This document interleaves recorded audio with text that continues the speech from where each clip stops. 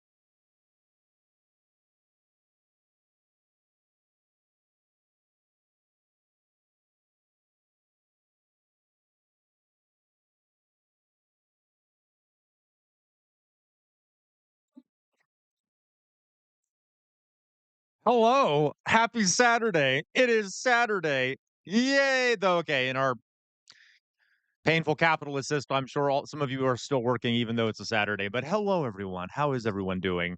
How is everyone doing?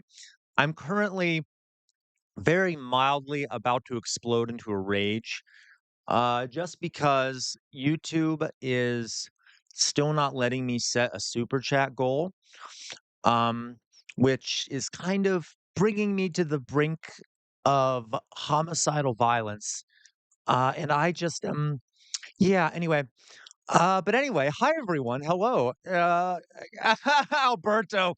All right, imagine the Epstein file of capitalism, right, Alberto? Jesus Christ. Anyway, welcome, Alberto. Love your comments, by the way, on my YouTube videos. Everyone say hi to Alberto. I demand it. I'm the cult leader, right?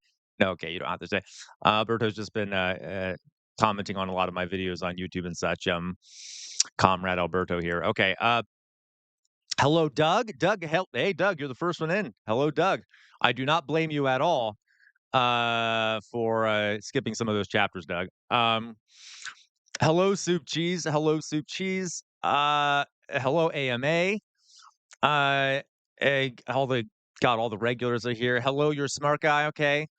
The reason I do electronic music, you're a smart guy, is because it's you know it's copyright free, so I can get around the 1984 censors, basically. I guess I don't know. What else we got here? We got I miss anyone? AMA, hello AMA. Did I say hi to AMA? Well, hello AMA. Welcome AMA.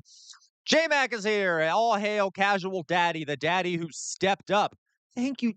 Thank you, J-Mac. That really touches my heart. Thank you very much. Okay. I am your daddy, J-Mac. Okay, anyway. I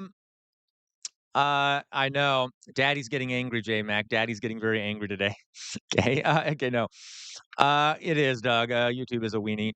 Um, hello, Louise. Hello. Thank you, Soup Cheese, for being obedient to my will and saying hello to Alberto. Okay.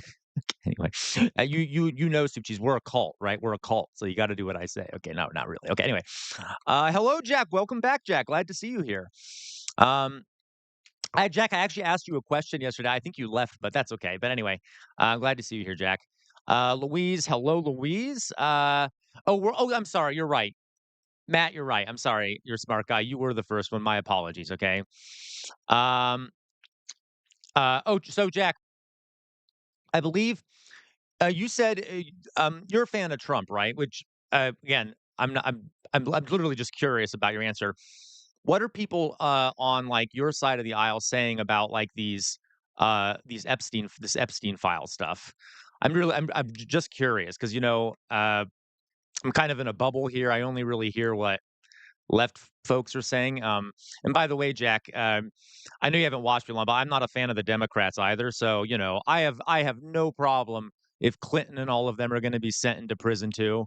Okay, like please send them away too. I'm just curious. What are your thoughts on it, Jack? I'm just trying to get a sort of a sense for how people all across the spectrum are viewing it. Okay. Anyway, um, so yeah, oh, yeah, I do remember, Jack, don't worry. I'm glad to have you here, Jack. Hello, Demosthenes. Hello, Demosthenes. Um, okay, let's see here. It's actually a cult. He makes us do things that make us very uncomfortable. Right, J-Mac, okay. Right, Carlitos, gotta protect Marjorie Taylor Greene at all costs. Bah, wah, wah, ha, ha, ha. Very funny, okay? Jesus. Yes, though Trump was saying he wants to get rid of, he's distancing himself from Marjorie Taylor Greene, right? Um, okay. Uh, they're right. We're a cabal, Trump failed. We're not a cult. We're a cabal. Okay. Uh, you know it, J Mac. You know I have a Nancy Pelosi tattoo on my ass. Okay, absolutely, on my left ass cheek to symbolize my political leanings. Very far to the left. All right. Okay. Okay, guys. So I can't get the super chat goal to be set today. I can't get the super chat goal to get set today because YouTube is a pile of yeah, Carlitos. I'm curious. I do hope that I do hope I'm just curious. I'm curious what Jack has to say. Because it's good to have. Glad we have a Trump supporter in here so we can see. Even though I know Jack's just one person, so I'm not saying Jack is necessarily representative. I am curious. Uh, right, Alan and Hakeem Jeffries on the right side. Absolutely. Okay, that would be great. I would do that, Alan. I would get a tattoo of Hakeem Jeffries just so I could sit on it every day. Anyway, and Nancy Pelosi. All right, guys. So couple things here. Since I can't get the super chat thing to work today, if we get one super chat, I'll put on the jester hat as normal. 3 jester collar, 5 jester makeup. If we get to 7, we will play GeoGuessr together. I don't know if anyone's ever played a GeoGuessr. Okay. But I thought it'd be fun to play that on stream. We can play GeoGuessr if we do that. All right. Um, okay. And then if we get to 10, we'll do a Jester After Dark stream. Jack, they haven't really mentioned it that much. What they did what they have for me, it's pretty much the Democrats are blaming the Republicans are blaming Democrats. So what it's leaning to for me is that some Democrats have to do and have to do it like. Oh, I see what you're saying. Yeah, no, I agree with you, Jack. Right? I think I that's what I feel like too, right? The Democrats are focusing on the Republicans, Republicans focusing on Democrats. No, I understood what you meant though. I understood what you meant though, Jack. That's kind of how I feel too, right? Like both, I think we need to clear out all of those corrupt, pedophilic people, right? Okay. I totally, J Mac. Let's arrest all of them, right? Okay. Anyway, okay, guys. So, totally, Matt Sci guy. Sorry, guys. There's a lot of good comments here. Um, okay. Good evening, Mithril. Good evening, Mithril. So guys, let's again. So I told you about the goals for today. I also so we're going to, as always. So Trump actually, we have a few things we're going to do. First of all, Trump yesterday did a gaggle with some reporters on Air Force One. And I wanted to watch it. I haven't seen it, so we'll do that. But first, as always, we got to do a lesson. Alberto, thank you very much, Alberto. I'm sorry, Alberto, I missed it at first. Thank you, Alberto, for that super chat there. So Alberto says no message, just redistributing wealth. Thank you, Alberto. Thank you, comrade, very much. And because Alberto gave us one, that means we get the jester hat immediately. Thank you, Alberto. Okay, my good comrade Alberto, who has helped supporting me in the chats on YouTube. All right. Hey, Jack, I saw you did exclamation point commands. I'm horrible at Twitch, so I need to set up some commands. But so sorry if there's not much there. My YouTube, Jack, my YouTube is here. I'll put it in the chat. 1 second. Uh, all right. Though, just a warning, Jack, I am a lefty, but still, I mean, please watch my content. But let's see here. I'll send it to you. Um, all right. Where do we go here? Blah, blah, blah, blah, blah. Okay, so here is my YouTube page. For anyone who wants to go to the YouTube page, here you go. There's my YouTube. And then, by the way, I highly recommend everyone join our Discord community. Mainly, well, first of all, it's a great community. I'm not just saying that because it's, our community. I'm also saying it because it really is a nice community. Everyone's very friendly to each other. And also, we are only 2 people away from having 150 members of the community, and that my OCD makes me really need to have those extra 2 members. So I'm just going to drop that there. Okay, copy. I'll just drop it here in chat. If anyone wants to join the Discord, you'll also be able to recommend things for me to react to. Okay. That's totally true, Soup. Oh, thank you. London just posted it. My apologies, London. I hope I didn't ruin it. Okay. All right, guys. Okay. Okay. Got you, Jack. Okay. Left-handed people are sinners. How dare you? Okay. Yeah, thank you, Jack. Okay. So guys, did I see so Mithril, did you see posting about a fake news report that Obama was getting commission on ACA? I did not. Yo, I'm sorry, guys. I am missing all these super chats. Thank you again, Alberto, for missing it right away. Jonas, thank you very much for the $5 super chat.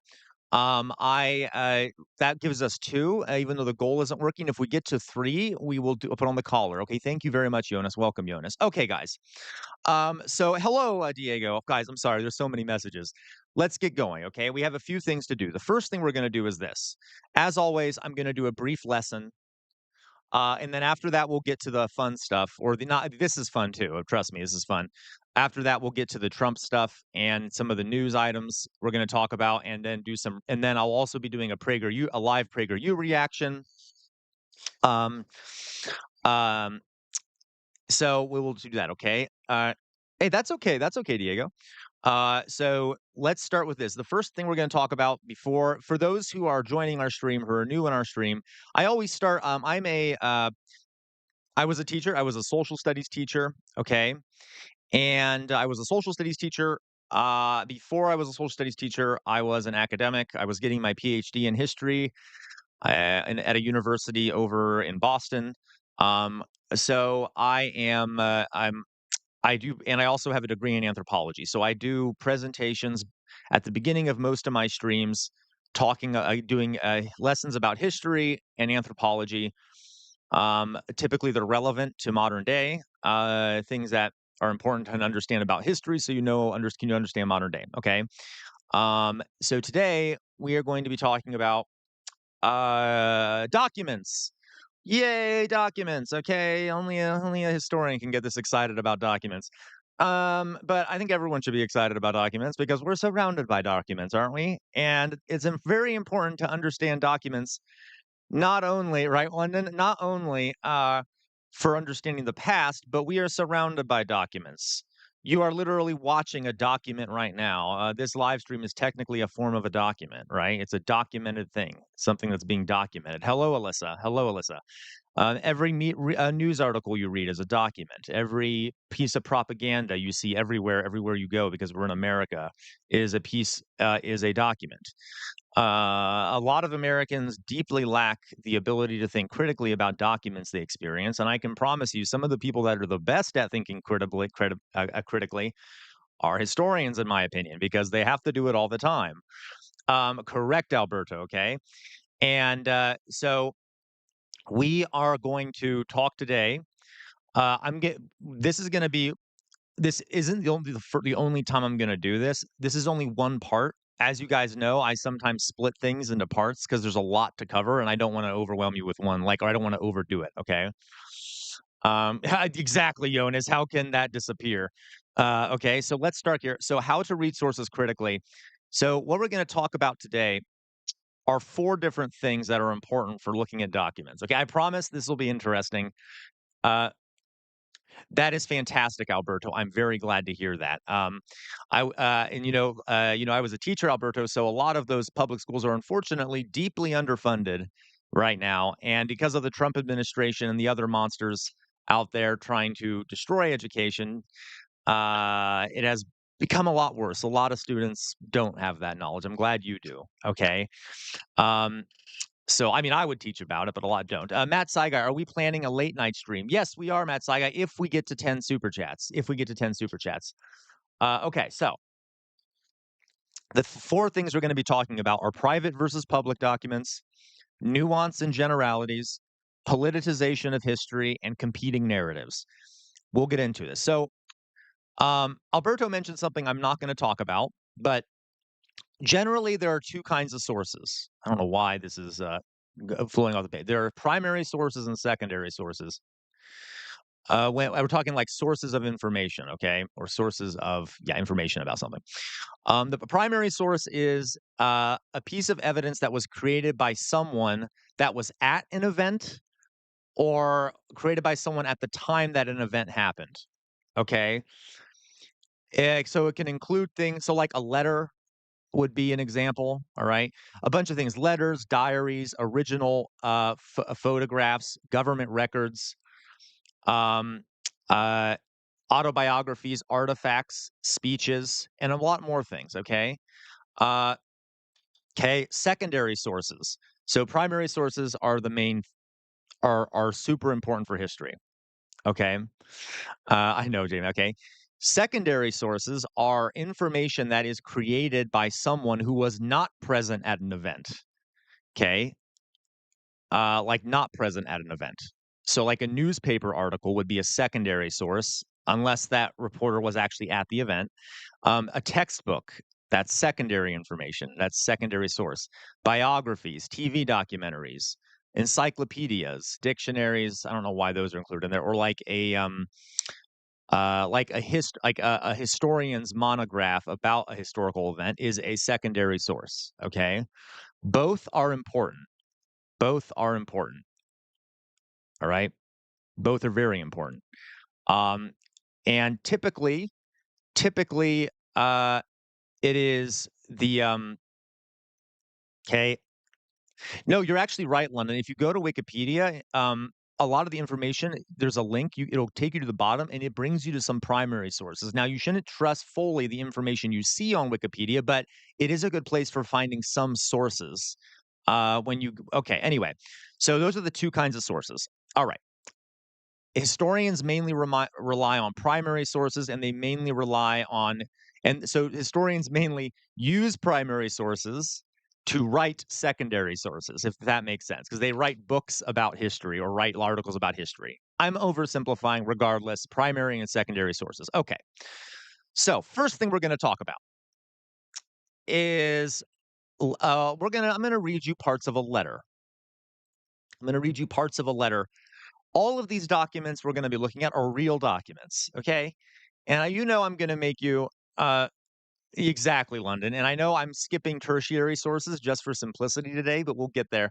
Thank you, you're a smart guy, for I guess subscribing. So yeah, subscribing. Thank you very much. Hello, Dolly Boy. Okay, so let's talk about public versus private documents. So if something is written that was originally meant like for as a primary source that was originally meant to be displayed privately versus publicly, how do you think that might affect its contents? So if a historian has a document, um, yes, that is true, Mithril. Like oral sources is an example of a source. Okay. Okay. So what would be an example here? Like why how might a document be different if it is made to be only seen privately versus made to be seen publicly? How might that affect the contents of a document? Anyone have any ideas here? So like yeah, exactly, Trump failed, right? Um I got you guys. I didn't know that. I didn't realize that. That's what that means. Okay. Correct, Mithril. So it may be more informal if it's a private message, right? It may contain things that are they wouldn't want to have known publicly, right? Meanwhile, a public document, like it's meant to be seen publicly, might be framed in a way to be more acceptable to the public, right? Like if a politician is writing a private note to someone versus a public note to making a public statement, it's gonna be rough, is it not? I mean, there might be a difference there in what is said. Okay, so let's get into a document here. This is an actual document. All right. Exactly, Mithril. This is an actual document. Okay. I will read it to you. This is all parts of an actual document. This is from a letter, and I'm not going to tell you who wrote the letter until we get to the end. Okay. All right. Only 8 more days. 24 hours from now, it will be only 7 more. Just a week.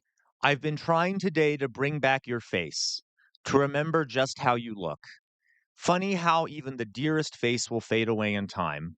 Most clearly, I remember your eyes with a kind of teasing smile in them, and the feeling of that soft spot just northeast of the corner of your mouth against my lips.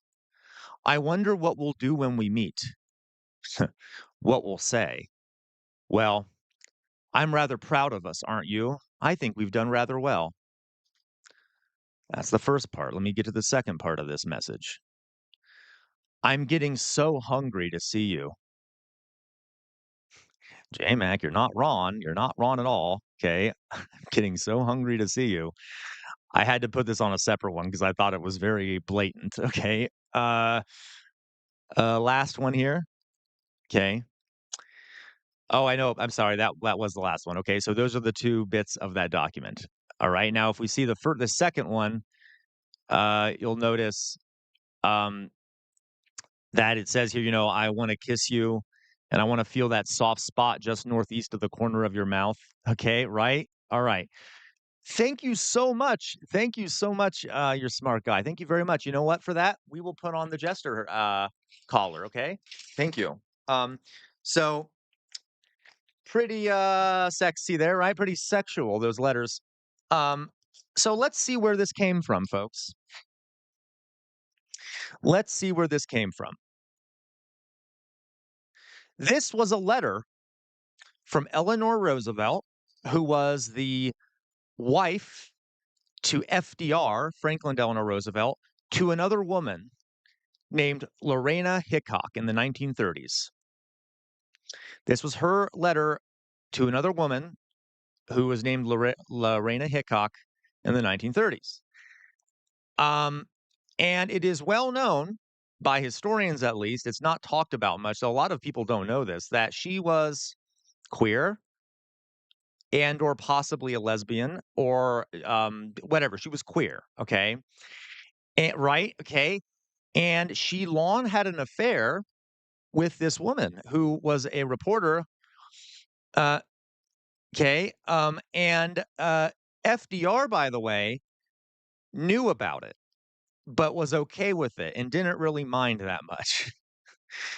So these are love letters, okay? Okay, from one woman to another, from the wife of a president, and these were private letters, right? Do you think she ever would have dared talk about this publicly? No, never. Not only that, Eleanor Roosevelt was a brilliant woman, okay? She's the one who wrote the Universal Declaration of Human Rights. She was deeply involved in her husband's administration. She was an advisor to him and stuff. And another issue here was that the woman she was having an affair with, Lorena Hickok, was a worked for the press, which kind of raised some issues because if you're in an affair with a person who's in the press and you're a public official, I know. Hey, I don't blame you, Alberto, right? Okay. So this is why, right? Like if we only ever had public documents from her, we would have never known this about her. Okay. So private letters can be very revealing, especially in a time where this was not exactly something that was, yeah, I know, right, J Mac? This is, and by the way, we also have a letter from Lorena Hickok's editor, her boss, telling her, "Hey, you might be getting a bit too close." You're totally right, Alan. She tried to get FDR to focus more on social justice issues. We have a letter from her editor basically saying, "Hey, Lorena, we think you're getting a bit too close to this person you're supposed to be reporting on. Just be careful." And there are some theories that her editors knew that she was in this relationship. It Some people would say that she was faking it because she wanted the info. Most historians would say no, she was also in love with Eleanor Roosevelt, okay? And by the way, that was one of the tamer letters. We have a bunch of their letters and woof, my God, okay? Woo, gotta fan yourself off reading them, okay? All right. So there you go. That is our first thing here, the difference between private letters, private sources and public sources. J-Mac, I don't wanna do that. I don't wanna, cause a mess wherever you are, if you know what I mean. Okay. Okay.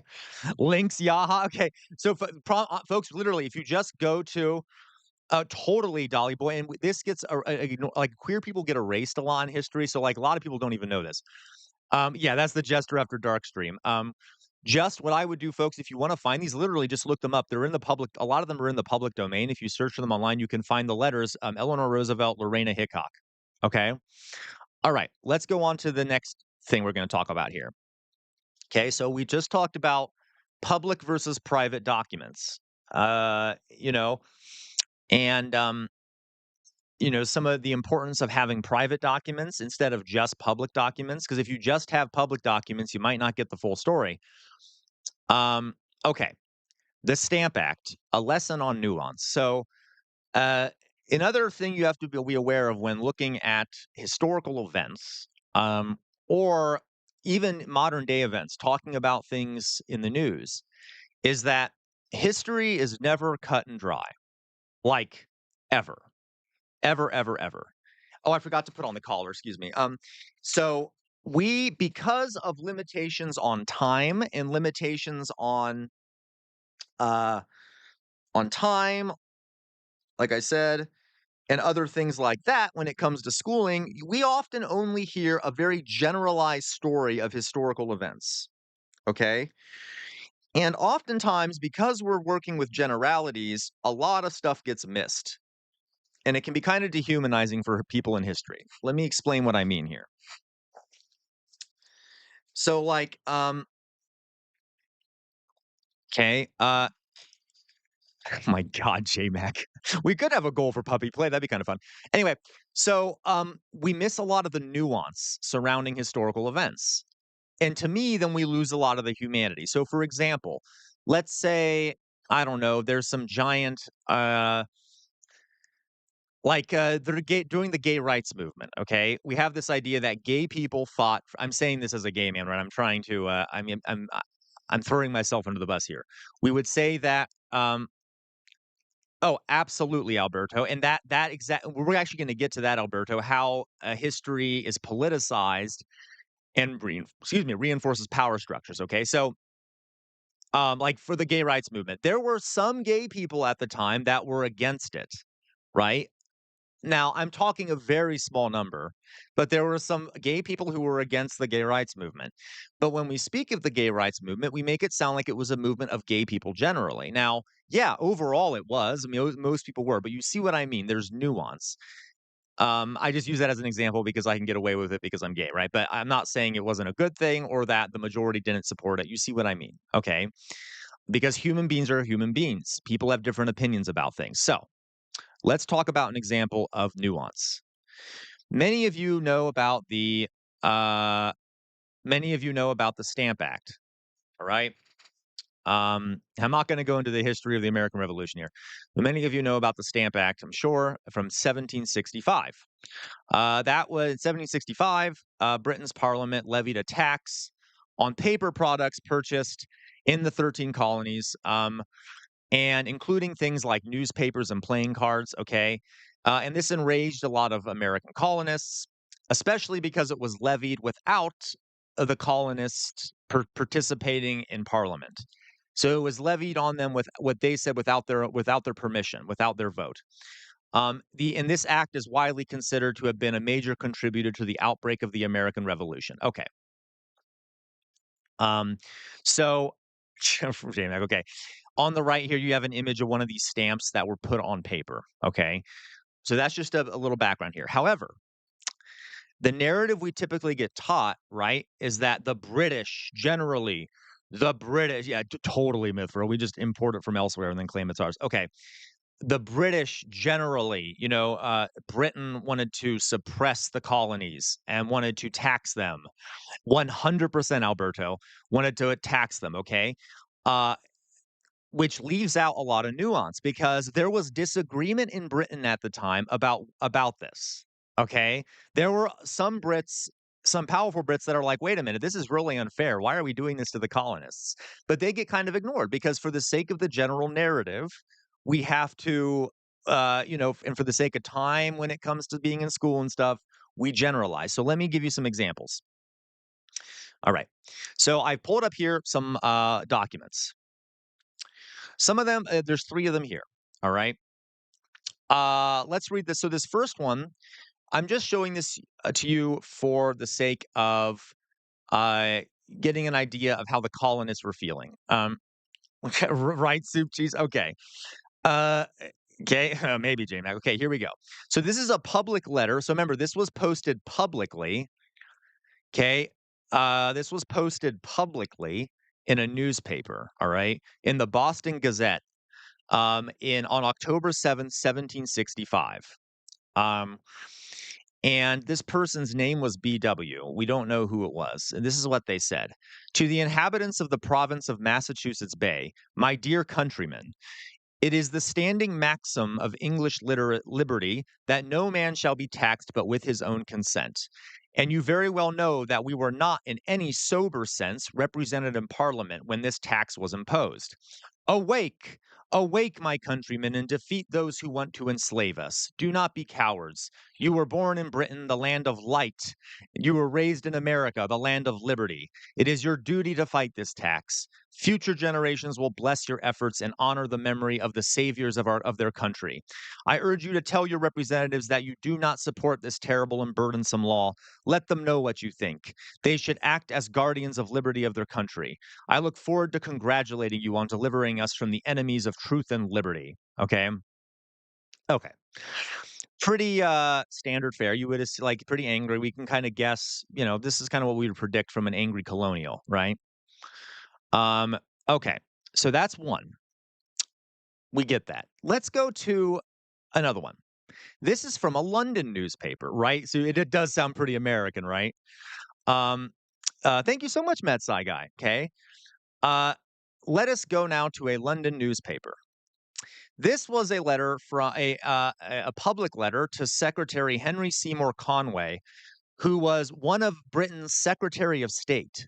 So a powerful guy, okay, a powerful advisor to the king and parliament. And he published this in a London newspaper near a few months after the stamp tax went into effect. And this is what he said: To Mr. Secretary Conway, first of all, folks, notice how you can imagine that him saying this is going to piss a lot of people off. So try to guess why he starts off this way. "The riotous behavior of the people of Boston is remarkable. I would have been less surprised by their behavior if we had taxed their beer, because everyone there drinks beer. But the Stamp Act is a tax on none of the necessities of life. It does not affect the poor, and even a poor person can afford this little amount of money. The tax on newspaper only affects the rich. Common people do not purchase newspapers. Isn't it surprising then that the mob in Boston has begun to riot against this tax even before it has officially gone into effect? I was expressing my wonder about this when I was informed that it was not the burden of the tax to be raised, but the manner in which it was imposed that created the discontent. If this is so, the matter is more serious than it may first appear." So I'm going to read the second part, but notice in the first part, he's bashing the colonists, which is weird when you read the second part. Okay, remember, this is public. So why might he start off by bashing the colonists? Let's go to the second one, okay? "The colonists are our brethren and our fellow subjects. We should ask therefore whether we have behaved to them as brethren. The first birthright of a Briton is that he cannot be legally tried but by his peers. One of the next is that he cannot be taxed but by a parliament in which he is represented. Do these who impose taxes on the colonists pay also themselves a share of these taxes? If this is not the case, what have the colonists done that they are to be stripped of one of the most valuable privileges of Britons? Have the Parliament of Great Britain a right to take from any, the lowest of the subjects, the smallest privilege which he inherits by birthright, unless forfeited by law?" Okay, so Mithril, exactly. So this guy is actually standing up for the colonists, right? He's saying, well, maybe we should not be doing this. Uh, but as Mithril says, the reason he started off by bashing the colonists is because this is in the British press. He has to, uh, okay, he has to at least appear like he's mad at the colonists for not listening to the will of the king and parliament, while at the same time he's defending them. Right, Elliot? I agree. Uh, Oh, I know. You're totally right, Dolly boy. Okay. So we have two things here, right? We have public versus private, and we can see that there's some nuance. Not every British person, there were some British people who were resist or trying to push back against what the British crown was doing. Okay. Might have been. Okay. Mithril. So not all were in line with what the crown was doing. And lastly, last document here. I just added this one because I thought it was funny because every generation of human beings has people who just scapegoat, okay, who blame minority groups for problems. Okay, so this is another person. This is a John Hughes, a stamp tax collector in Philadelphia, who wrote this letter to his boss. God, I can't speak today. His bosses in London. This is what he said. I just think it's funny because, got to have someone to scapegoat, right? My lords, the colonists have been insulting His Majesty, saying that the Stamp Act was unconstitutional and oppressive. It is apparent to many people here that the Presbyterians are at the head of these riots. Okay. They are opposed to the king, and some cry out, "No king but King Jesus." The leaders fill every newspaper with inflammatory pieces so that the minds of the common people are kept in continual ferment. Okay. No one dares write anything that would calm the people down. Doing so would put the writer's life and fortune in danger. Okay. I am convinced that the Presbyterians are at the head of these. I'm sorry. The Presbyterians intend nothing less than throwing off their allegiance and obedience to His Majesty and forming a republican empire in America and be lords and masters themselves. Okay. Uh, I am daily threatened by verbal messages and anonymous letters. That's kind of based. With a mob of several thousand people from the Jerseys, in New York and New England. I conclude with praying that the Almighty may secure the allegiance of America to the crown of Britain by destroying the seeds of rebellion and punishing the ringleaders of these riots, who he thinks are the Presbyterians. So, he's not saying it's the colonists to blame. He's just blaming the one religious group called the Presbyterians, who he clearly doesn't like for some reason. So, right, yeah, Jersey Presbyterians. Oh no, okay. So again, nuance is important in historical events, right? When we look in things in broad terms, we forget that there are individuals involved that have certain degrees that have humanity, who have different perspectives. And then what a historian's job is to try and derive sort of generalities out of this mess of particulars. But when you're taught history, it is mainly only those generalities, and you lose the humanity of like the individual points of view and stuff that are going on in these messes. Does that make sense? Okay. Yeah. Oh, Dolly Boy, you're not wrong. It was definitely Scottish Presbyterians. As a matter of fact, Dolly Boy, I should have mentioned that. This guy, I looked him up and stuff. He hated the Scots. He also hated the Irish, but obviously for different reasons. But he hated the Scots. And there were some Scottish immigrants in the Americas that he really distrusted. Yeah. Okay. So okay. So there's that. Let's go on. So we've now talked about uh public versus private. Yeah, right, Dolly Boy. Public versus private, nuance versus generalities. Let's go on to the next one here. Next one here. Nanking. Politicization of history and the importance of historians. Okay. We have talked about this before. Alberto mentioned this not that long ago, actually. For example, in capitalist societies, you typically have documents written that are very anti-socialism, anti-communism, and very pro-capitalist, etc. In American documents, you typically have things that are pro-American. Oops, I forgot I have my dehumidifier on. Obviously, right? You have things written by the Nazis, they're very pro-Nazi, okay?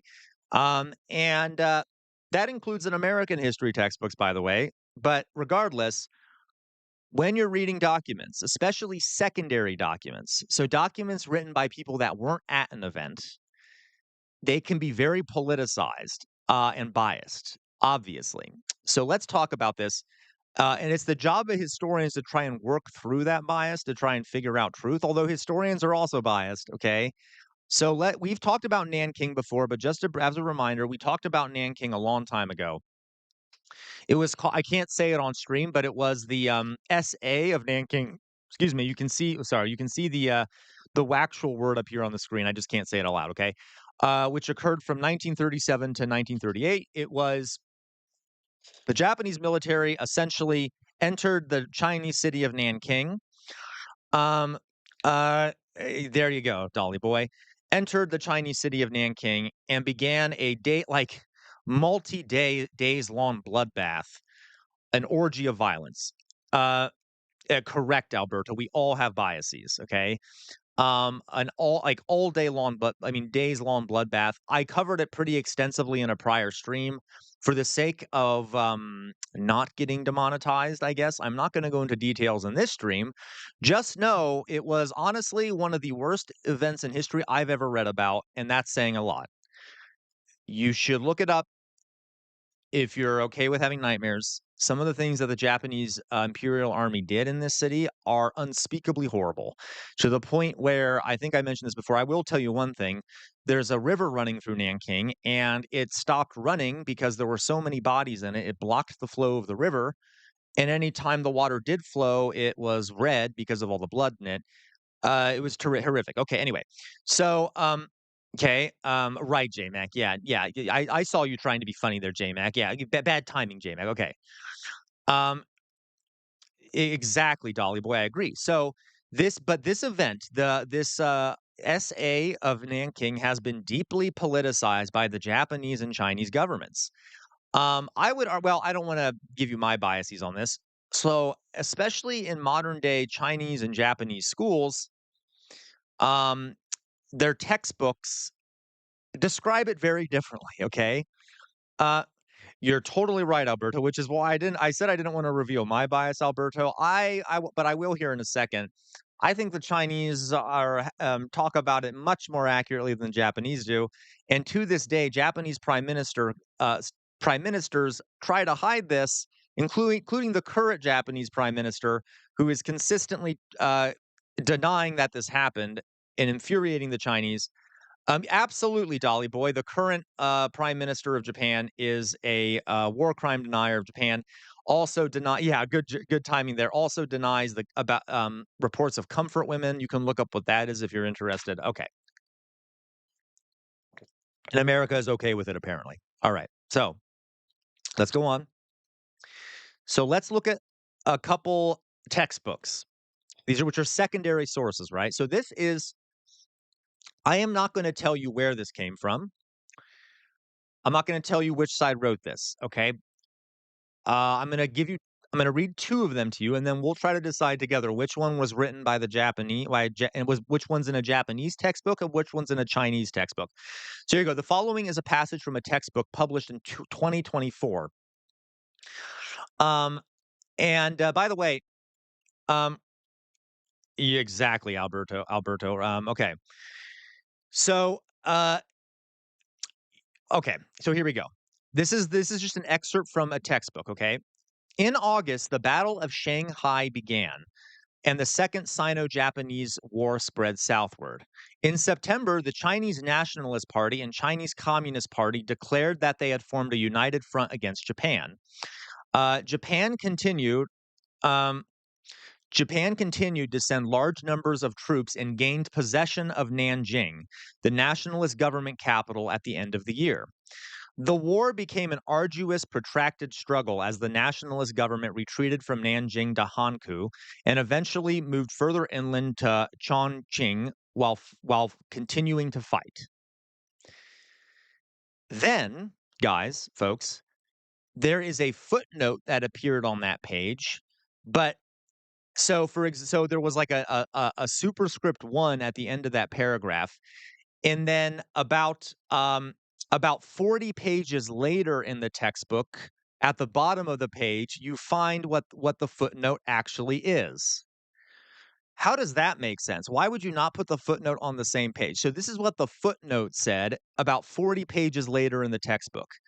It said, before and after the fall of Nanjing, the Japanese army repeatedly plundered and committed violent acts both inside and outside the city. They killed a large number of Chinese civilians, including women and children, and prisoners in what became known as the Nanjing Incident or the Nanjing Massacre. Again, that was included in a footnote 40 pages later in the textbook. Okay, let's read another one. Uh, let's read another one. This is here's another one. This one is from another textbook, also published in 2024.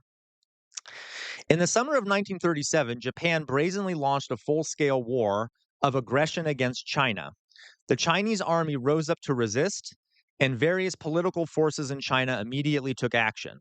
After the Japanese invaders launched a full-scale aggression against China, the Communist Party of China and the Kuomintang issued statements to establish an anti-Japanese national united front. Okay. In November 1937, Shanghai fell. The Battle of Shanghai lasted for 3 months and injured more than 40,000 Japanese soldiers, shattering Japan's dream of destroying China in 3 months and inspiring the fighting spirit of people across the country. On December 13th, 1937, the Japanese army captured Nanjing. The nationalist government moved to Chongqing and used it as a battlefield. The Japanese invaders committed all kinds of evil wherever they went. The Japanese army carried out bloody massacre of the Chinese people and committed the crime of genocide. Some of the peaceful residents of Nanjing were used as targets for shooting practice. By the way, that is true historically, okay? Some were used as targets for stabbing practice, and some were buried alive. All of these things are true historically, according to historians. Okay, according to the investigation of the Nanjing Military Tribunal for the Trial of Japanese War Criminals in China, after the Japanese army occupied Nanjing, they massacred more than 300,000 unarmed Chinese residents and soldiers who had laid down their arms. Which of these is the Japanese account, or which of these is the Chinese account? I think we know, right? I think we can guess that the first one, I think Alberto already said this here. I think we all know that the first one was the Japanese account, right? With a footnote about the massacre. And the Chinese one is the second one, right? So, like, everyone alive? Everyone good out there? Everyone got so quiet suddenly. Jesus, this classroom just got so quiet. I was gonna take a drink of my coffee. 1 second. So you can see that secondary sources like textbooks can often be extremely biased and support. I believe it. Okay. I believe everyone probably was sleeping. It was kind of boring, maybe. Okay. Okay. All right. So, oh, absolutely, Alberto. Very whitewashy language, right? 100%. And then kind of hid what happened in a footnote elsewhere. Oh, I know, Yaha. I know. It's very dark, right? Okay. So, you see what I mean? By the way, this last one is actually a quote from a historian. And I'm not going to read it to you, but he goes on to say that, yeah, I mean, it was very bad, but he does say that the Chinese number they gave in the textbook was a bit inflated. It was probably a bit less than that. Regardless, that's why it's important to have historians who are biased too, but their job is to be less biased, if that makes sense. Okay, so he kind of gives sort of an unbiased look at it that says, yeah, the Chinese are right, although they did exaggerate this number a little bit. Does that make sense? Okay. Um, all right. So no way will our Trump sponsored right, Alyssa, right, Alyssa. Okay. So there you go. So that is again, so we've now talked about public versus private messages, right? We've talked about uh what was the other one we talked about? God, I'm having a mind blank suddenly. Oh, nuance versus generalities. We've talked about the politicization of history. You're right, Alberto. No biases at all. Um, and we're now going to talk about uh, the last one we're going to talk about here is competing narratives. Competing narratives. So, in the Great Temple Massacre, I know I keep I'm reading to you some pretty awful stuff. I mean, these last two are pretty awful in terms of being horrific. I highly recommend everyone listen closely to this one because this one is super interesting in my opinion. Okay. So the last thing we talked about were primary or secondary sources, right? Like two textbooks, primary sources can often be biased. But yeah, exactly. This one, on the other hand, but however, it can also be really hard to determine what actually happened because primary sources can often compete with each other and give multiple different accounts of the same event. And it can often be hard to determine if someone is lying or if they just like, okay, So, competing narratives, right? Let's talk about the Great Temple Massacre. Um, so this happened in 1520. All right. For I don't know if anyone who here has learned about Cortez, Hernando Cortez, who was a monstrous conquistador who went into Mexico, a Spanish conquistador, and essentially destroyed the Aztecs along with some of their neighbors who didn't like them, and he's killed thousands of people and basically conquered the Aztec civilizations for Spain, and then also killed the people that had been fighting against the Aztecs. All like he killed everyone essentially. Okay, I'm okay. So Hernando Cortez went into Mexico, destroyed the Aztecs, destroyed a lot of other indigenous groups there, indigenous civilizations, and conquered it for Spain. Okay, now uh, Yaha, you're thinking of Pizarro, but Cortez did something very similar. Basically, yeah, kind of tricked him. Okay. Oh, is that so? PD Peach. Oh, I didn't know that, Mithra. That's so interesting. Okay, so Cortez was brutal, just like many conquistadors were. Um, Yeah, absolutely, Alberto. And just reading what Alberto says here, he was a monster. Alberto says, I spit on the memory of Hernan." Did I say Hernando? I'm sorry, Hernan Cortez. He's the reason I speak Spanish instead of a native language. Yeah. Yep. Um, so Cortez, same like at very similar level to Christopher Columbus. Christopher Columbus may be a little bit worse because he started all this shit, but like horrible genocidal maniac, colonist, etc. Okay, um, So this is an event that occurred during this is an event that occurred during this Spain's conquest of the Aztecs.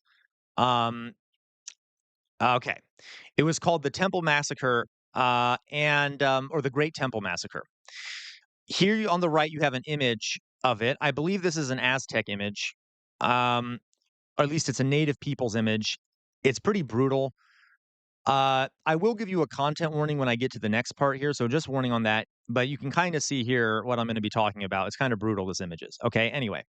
So in on May 22nd, 1520, all right, in Tenochtitlan, and forgive me, I don't speak Nahuatl, which is the sort of the language or Mexica. There is different ways you can call it. The language of the Aztecs, but so Tenochtitlan, I might be pronouncing that slightly wrong. Okay, during a major religious festival, there was a major religious festival for the god Quetzalcoatl, and again. I don't look up the pronunciation, folks, because I'm humiliating. I'm dishonoring the memory. But anyway, okay. So Hernan Cortez was away at this point, and he left one of his sort of subordinates named Pedro de Alvarado in charge of Spanish forces. Oh, thank you, Alberto. I did look up that one, Alberto. Okay. In the charge of Spanish forces. And something happened, right? Now, historians generally agree about what happened. I'm leaving it open though for interpretation for the sake of what I'm trying to teach you all here, and then I'll give you my opinion afterwards, okay? At this festival, hundreds, if not thousands, were killed. Um, and this massacre became a major turning point in the Spanish Aztec War and eventually the fall of the Aztec Empire. Okay. If you want to call it a war, it was more of a massacre slash a genocide. Okay. So, what happened that there was this brutal massacre? And this is what I mean about competing narratives, because we have both the Spanish accounts of what happened at the Great Temple. We also have native accounts. And there are some overlaps, but there are differences. So let's take a look. So, what the hell happened? So, I'm going to read you again. I'm going to warn you, folks, again, as I normally do. You know, if I'm streaming, I'm always spreading new horror. Content warning, because the Spanish were brutal monsters. Let's just put it that way.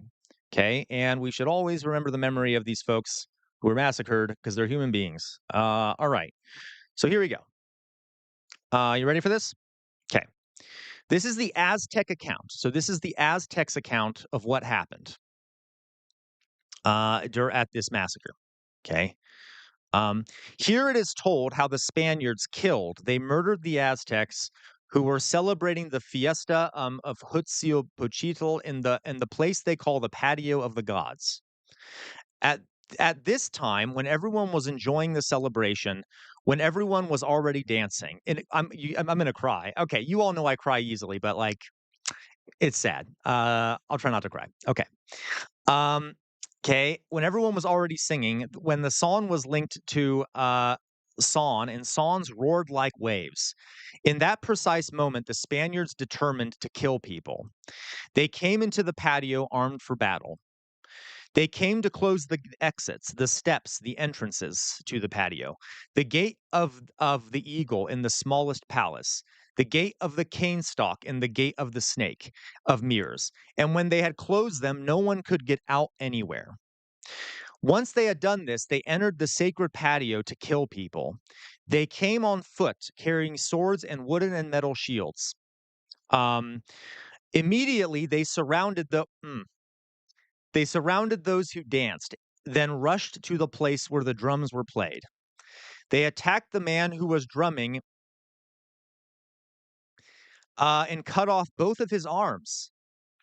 Then they cut off his head with such a force that it flew off, falling far away. At that moment, they then attacked all the people, stabbing them, spearing them, wounding them with their swords. They struck some from behind, who fell instantly to the ground with their entrails hanging out of their bodies. They cut off the heads of some and smashed the heads of others into little pieces.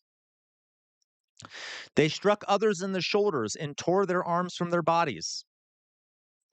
They struck some in the thighs and some in the calves. They slashed others in the abdomen, and their entrails fell to the earth. There were some who even ran in vain. Again, folks, content warning here. There were even some who ran in vain, but their bowels spilled as they ran, and they seemed to get their feet entangled in their own entrails. Eager to flee, they found nowhere to go. Some tried to escape, but the Spaniards murdered them at the gates while they laughed. Others climbed the walls, but they could not save themselves. Others entered the communal house where they were safe for a while. Others lay down among the victims and pretended to be dead. But if they stood up, again, they, the Spaniards, would see them and kill them. The blood of the warriors ran like water as they ran, forming pools which widened, and as the smell of blood and entrails fouled the air. And the Spaniards walked everywhere, searching the communal houses to kill those who were hiding. They ran everywhere. They searched every place. When people outside the sacred palace learned of the massacre, shouting began. Captains, Mexicas, come here quickly. Come here with arms, spears, and shields. Um, okay, our captains have been murdered. Our warriors have been slain. Oh, Mexica captains, our warriors have been annihilated. When then a roar was heard, screams, people wailed as they beat their palms against their lips. Quickly the captains assembled, as if planned in advance, and carried their spears and shields. Then the battle began. The Mexicas attacked them with arrows and even javelins, including small javelins used for hunting birds.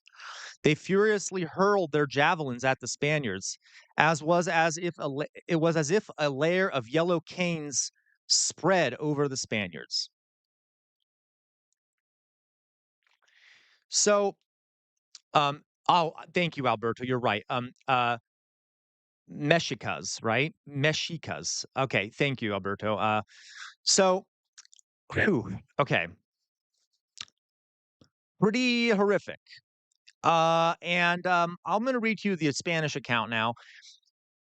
Something else about this that I should have mentioned, folks, is when I was in high school, I only learned about Hernan Cortez like in generalities. Oh, yeah, he was brutal. He conquered the Aztecs, destroyed them, and took over Mexico. If you don't actually get to read things like this, you lose the humanity, do you not? Like, this is horrific. And you lose the humanity of the people that were slaughtered. Like, these are human beings. They were dancing. They were having a celebration. And then they're just get slaughtered. and get to see each other and watch each other's family members, friends get killed in front of them. Um, okay. So let's see what the Spanish say about what happened. Um, all right. This one is shorter. Uh, and I want you all to try to think about what you think happened based off these two accounts, because there is some overlap. There is some overlap, because, okay, so here we go. Here's the Spanish account of what happened. Cortez wanted to entirely understand the cause of the Indians' rebellion. Okay. That's what they call them, Indians. Okay. He interrogated them all together. Oh, so right after that event, a lot of the native peoples actually rebelled against the Spanish and started fighting them very heroically. Okay. Because fuck the Spanish. Okay. Forgive me. I know I'm on stream. Um, so Cortez then was asking, like, what happened? Why did they rebel against us? Okay. So Cortez wanted to entirely understand the cause of the Indians' rebellion. He interrogated them, the Spaniards, all together. Some said it was caused by the message sent by Narvaez. Others because people wanted to toss the Spaniards out of Aztec City, which had been planned as soon as the ships had arrived. Because while they were fighting, they shouted, "Get out!" at them. Others said it was to liberate Montezuma, for they fought, saying, "Free our God and King, and if you don't want to die." Still others said it was to steal gold, silver, and jewels that the Spaniards had, because they heard the Indians say, "Here you shall leave the gold that you have taken."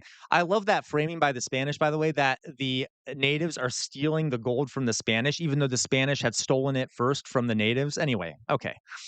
They're reclaiming their property is what they're doing. Okay, all right. Uh, okay, here you shall leave the gold that you have taken. Again, some said it was to keep the um, uh, Tlaxcalans and other mortal enemies out of the Aztec lands. Finally, many believe that taking their idols as gods, they had given themselves to the devil. Okay. Any of these things would have been enough to cause the rebellion, not to mention all of them together. But the principal one was that a few days after Cortez left to confront Narvaez, it became time for a festival the Mexicas wanted to celebrate in their traditional way. They begged Pedro de Alvarado to give them his permission, so the Spaniards wouldn't think that they were planning to kill the Spaniards. So, guys, the natives basically asked the Spanish, "Can we have this festival? We don't want you to think we're forming a group to come attack you." Okay. Um, and they literally said that. Okay. Alvarado consented, provided that there were no sacrifices, no people killed, and no one had weapons. Okay. More than 600 gentlemen and several lords gathered in the yard of the largest temple. Some said there were more than 1,000 there. They made a lot of noise with their drums, shells, bugles, and hendidos, which sounded like a loud whistle. Preparing their festivals, they were naked, but covered with precious stones, pearls, necklaces, belts, bracelets, many jewels of gold, silver, and mother of pearl, wearing very rich feathers on their heads. They performed a dance. I forgive me, I can't pronounce this, folks. Matsualitzel, which is called that because it is a holiday work. It is a holiday from work. They laid mats in the patio of the temple and played drums on them. They danced in circles, holding hands to the music of their singers, to which they responded. Okay, here we go. The songs were sacred and not profane. They were sung to praise the god honored in the festival, to induce him to provide water, grain, health, and victory, or to thank him for healthy children and other things. And those who knew the language and these ceremonial rites said that that when the people danced in the temples, they performed very different to those who danced in the Nitotzalitzel, in voice, movement of body, head, arms, and feet, by which they manifested the concepts. I promise we're getting somewhere, folks. Of good and evil. The Spaniards called this dance an arieto, a word they brought from the islands of Cuba and Santo Domingo. So here we go. While the Mexica gentlemen were dancing in the temple yard, Pedro de Alvarado went there. whether on the basis of his own opinion or in an agreement decided by everyone. I don't know, but some say he had been warned that the Indian nobles of the city had assembled to plot the mutiny and the rebellion, which they later carried out. Others believe that the Spaniards went to watch them perform this famous praise dance, and seeing how rich they were, because remember, folks, these natives were all wearing gems and pearls and gold and things like that while they were doing this dance. Others believe that the Spanish, when they went to watch them perform this famous and praised dance, and seeing how rich they were and wanting the gold the Indians were wearing, uh, Alvarado covered each of the entrances with 10 or 12 Spaniards and went inside with more than 50 Spaniards, and without remorse or lacking any Christian piety, then brutally stabbed and killed the Indians and took what they were wearing. So we have two things here, right? Even the Spanish account it isn't going into details about what happened, but it is still kind of blaming the Spanish, is it not? And I suspect I suspect it's a combo of things. I suspect that, yeah, the Spanish once they got to this dance, they saw all the gold and stuff that these natives were wearing, and they wanted it for themselves. It is also possible that the Aztecs were plotting against them, because why wouldn't they? Because they're being imperialized and colonialized, I wouldn't blame them for plotting. It does not excuse, though, by the way, massacring all these dancing civilians and stuff who don't have weapons inside of this place. So,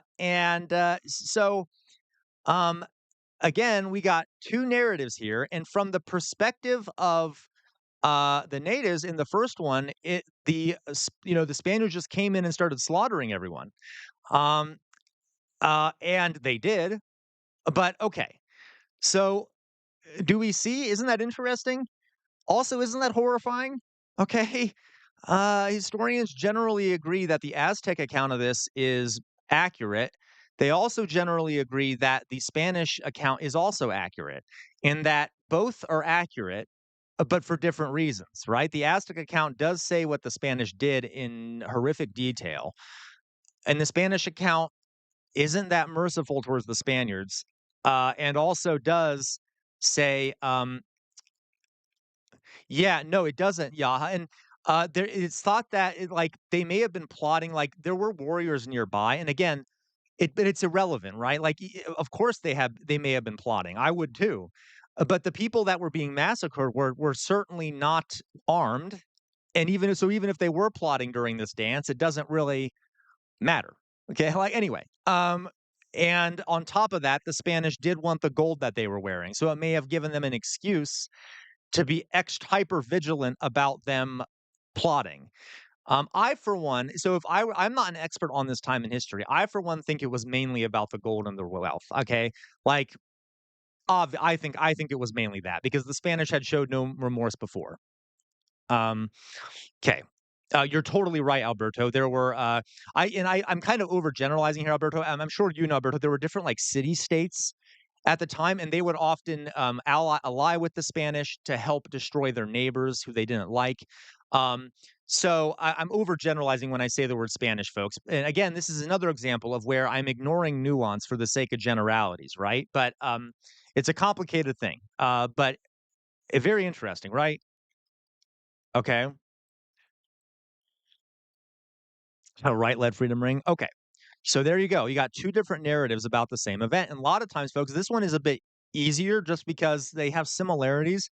But sometimes you have two completely different narratives for the same event. And then it's like, okay, which one do we believe? Okay. All right. Not meaning to disturb all of you with that first one. And we should all never forget the memory of the first peoples who lived here first and in the New World first before they were ruthlessly slaughtered and genocided by European colonists. Okay. All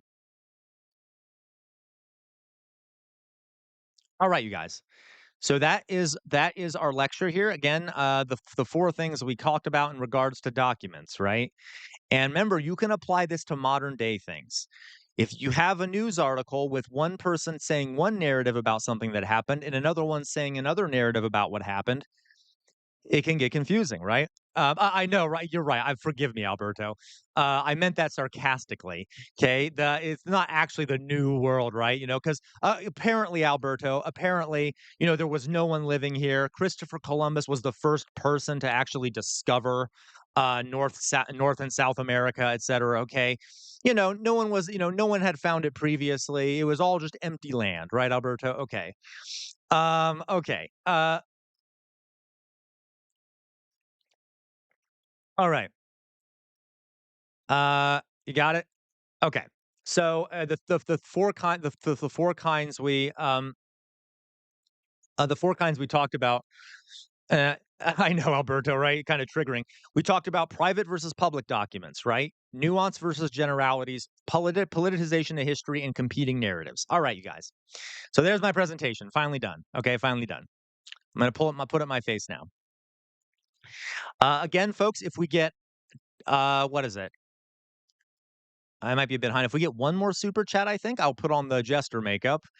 Again, the counter isn't working because YouTube is crap. So we just need one more, and I'll put on the jester makeup. If we get to 7, we'll play GeoGuessr, and if we get to 10, we'll do a Jester After Dark stream. Okay. Okay. So, all right, folks. Thank you for letting me do my little presentation today. All right. I hope you all learned something about documents, and I'll do more stuff about documents later. Yes, if I get $50, you're a smart guy. I'll automatically do a After Dark stream. Okay. You're right. I only need one more subscription. You're right, Luke. And by the way, for folks that are over on Twitch, I'm so close to my goal of getting 10 subscribers. Please subscribe to my channel. You can do it using Amazon Prime. If you do it during Amazon Prime, you'll send me some of Jeff Bezos's money, and we can help redistribute the wealth from the filthy elites. Hey, thank you, Alberto. We got it. We got it. Okay. Thank you, Alberto. I'll put on the jester makeup. And folks, on that note, thank you, smart guy. Hey, we're getting him now. Thank you, guys. Okay.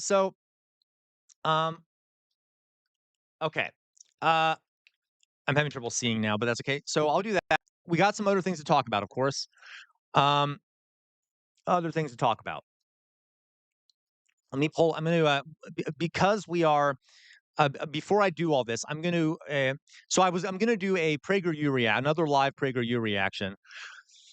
I know, right? I'm going to exactly. I know I'm going to do another Prageru reaction here in a bit, as I normally do. But I wanted to, while I'm doing this.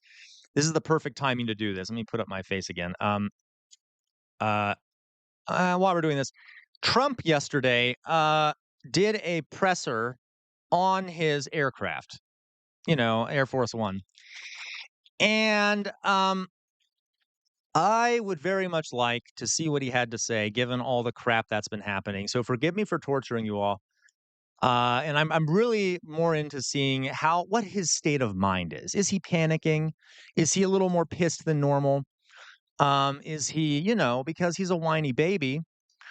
You're right, Luke. Soon to be Qatar, Qatar for Force One, right? Okay. So let's see what the infant in chief did while he was on this plane yesterday. This is like the first time I think he's done an interview after all these revelations about his pedo friend. Okay, while we're doing that, I will put on the jester makeup.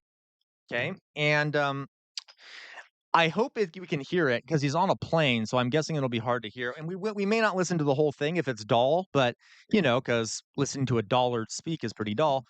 We will see what he says. Right, Doug. Exactly. Okay. All right. So let's listen. Have you made up your mind? Oh, might be hard to hear. Mr. President, what did Jeffrey Epstein mean? Can you guys hear that? Everyone's struggling. It's kind of hard to hear on the plane. Well, where's my makeup? All right. So, okay. I'm putting up the subtitles. But let's hope we can hear it. His emails that you said you knew about the girls. I know nothing about that. They would have announced that a long time ago. It's really, what did he mean when he spent all the time with Bill Clinton, with the president of Harvard, that is Summers, Larry Summers, whatever his name is, and all of the other people that he spent time with. Look at that distracting. I had a very bad relationship for many years, but he also saw strike because I was president. So he dictated a couple of memos to himself. Give me a break. and guys, yesterday he ordered the Justice Department to begin an investigation of Bill Clinton and all of those folks. So obviously distracting from his own crimes. Okay. With respect to Bill Clinton, with respect to the head of Harvard, with respect to all of those people that he knew, including J.P. Morgan shares. You're right. Yeah, If there's Jennifer, go nothing ahead. Go ahead. incriminating in the file, sir, why not acting as a Quiet. Did you hear? Oh my God! Did you hear that? He's like, quiet. Jesus Christ! Oh my God! He's so mad, guys. He's so mad. I love it. Oh my God! This is giving me so much joy. I mean, I might need to. I'm getting all riled up here watching Trump suffer. Sir, you've had a lot of meetings on Venezuela. I know you can't tell us what your next steps will Oh God! be. Everyone excited for war with Venezuela? Yay! God bless the United States. Let's go. Bomb and kill a bunch of people, which we've always wanted to do in Venezuela because they nationalize their oil, and we can't let that happen because we're not, people shouldn't be allowed to own their own oil. The United States companies should own that oil, and we can't have a socialist regime in Latin America. So yeah, yay, war, love it, God bless the United States of America and our brutal imperialist, pro-capitalist violence. Gotta love it, right, guys? Gotta love that. Jesus Christ. What can you say? Have you made up your mind on what you'd like to do as far as action for I sort of Venezuela? have made up my mind. You have I mean, I can't tell you what it would be, but I sort of made up my mind. What do you say to some of your supporters who I might do. not be excited I about do. another foreign campaign? Well, we'll see what happens. I mean, I can't tell you what it is, but we've made a lot of progress with Venezuela in terms of stopping drugs from pouring in. But we have a Mexico problem. We have a Colombia problem, meaning Colombia, the country. We're doing very well. Drugs coming into our country are greatly slowed, as you can imagine. Monetary rollback, sir. Does this signal a change on your message for ability? No, I just want to bring down something that was for the most part, the foods, when we cut back a little bit on those Sara. Okay, I like weak question by that reporter. Very weak question. We'll get the price down, but they're not competitive in this country. Like tomatoes and bananas and things, we don't make them in this country. So there's no protection of our industries or our food products. So what we're going to do is we cut back, we see prices come down even lower. You have to understand, we've all suffered from the Biden prices, which were All right. much higher than they are right Oh now. right, yeah. Do we think he has suffered? Do we? Yeah, sir. Some are saying pedophiles say what exactly? Meows. Or like, do we think he suffered because of the food prices? He's like, we've all suffered because of the food prices. No, you haven't. I mean, yeah, maybe his Big Macs are a bit more expensive than normal. Okay. Be able to get them down even lower, or at least a little bit more, possibly in some cases a lot lower. More rollbacks in the future with your tariff policies? Will there be more rollbacks in the future? Will you change anything else with tariffs? I don't think it'll be necessary. We just did a little bit of a rollback with some foods like coffee, as an example, where the prices of coffee are a little bit high now. They'll be on the low side in a very short period of time. We're very good at this. The problem is we inherited a country we took over January 20th. I totally agree, ZP Gaming. I'm sure his doctor So would they were up appreciate 30, that. 40, 50%. If we got them down 30%, that means they're still higher than where they were. We had a great God. 4 years, and I think this is going to be even much better. And in terms of affordability, it's not a good word for the Democrats. It's a good word for us because our prices are much lower and will soon be much, much lower than they were under the Democrats. Not always the Democrats. My newspaper, The Telegraph, has led the way in exposure. Are you the Telegraph? That's right, Oh, sir. what a job you did. Thank you What very a much. job you did. We led Are the you way. proud of yourselves? Well, we all know Trump did a job, didn't he? With Bubba. That was quite the job Trump did, wasn't it? Okay. Ugh. All right. Yeah, what a job you did. You're the Telegraph. What a job you did. Okay. We've had a good How couple did of we weeks. catch BBC like that? We have good sources. We've had Honestly, congratulations. You did a great service Hello, to Anderson. a lot of countries, a lot of great Hello. human beings, if you want Right. to know the truth. And exposing what fake news is all about, what BBC did. Nobody would even think a thing like that was done. They actually changed the words coming out of my mouth. So the BBC has apologised and retracted the report when they say they won't pay. I don't.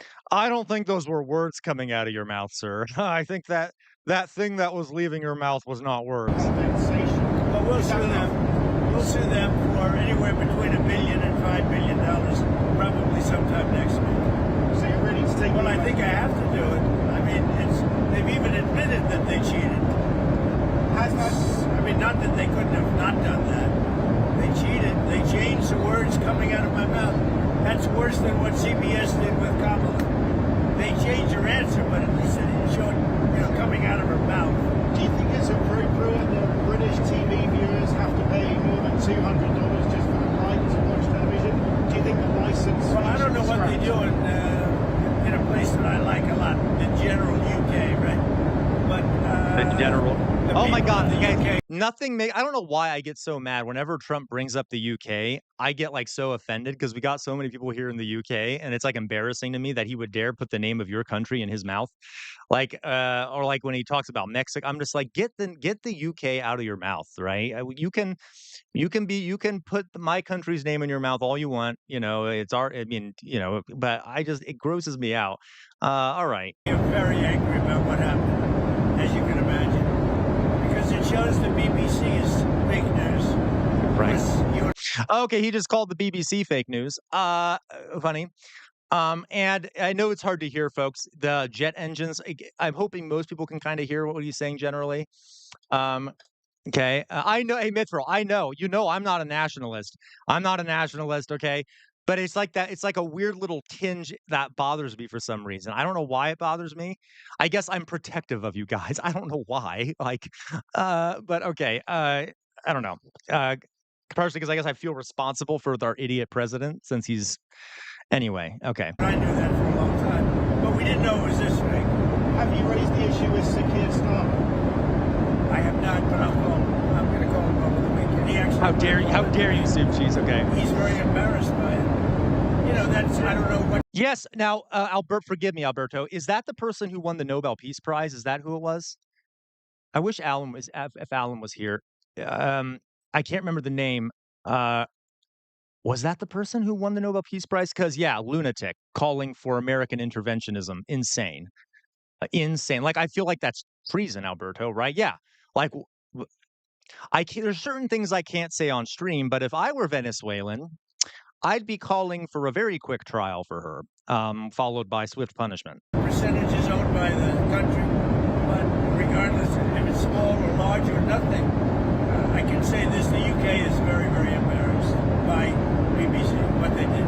Mr. President, I get it. Tariffs do not increase prices for consumers, but now you're lowering. I didn't say they don't. I say they may in some cases, but to a large extent, they've been borne by the country. As an example, we have virtually no Insane, inflation, Alberto, insane. and yet we've taken in hundreds of billions of dollars.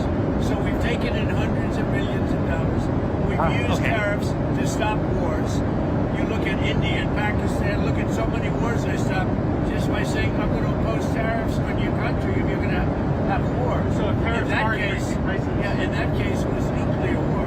And I stopped it by using tariffs. But oftentimes, and to a large extent, the countries themselves pick up the tab, the companies pick up the tab, and I find that based on inflation, we have virtually no inflation.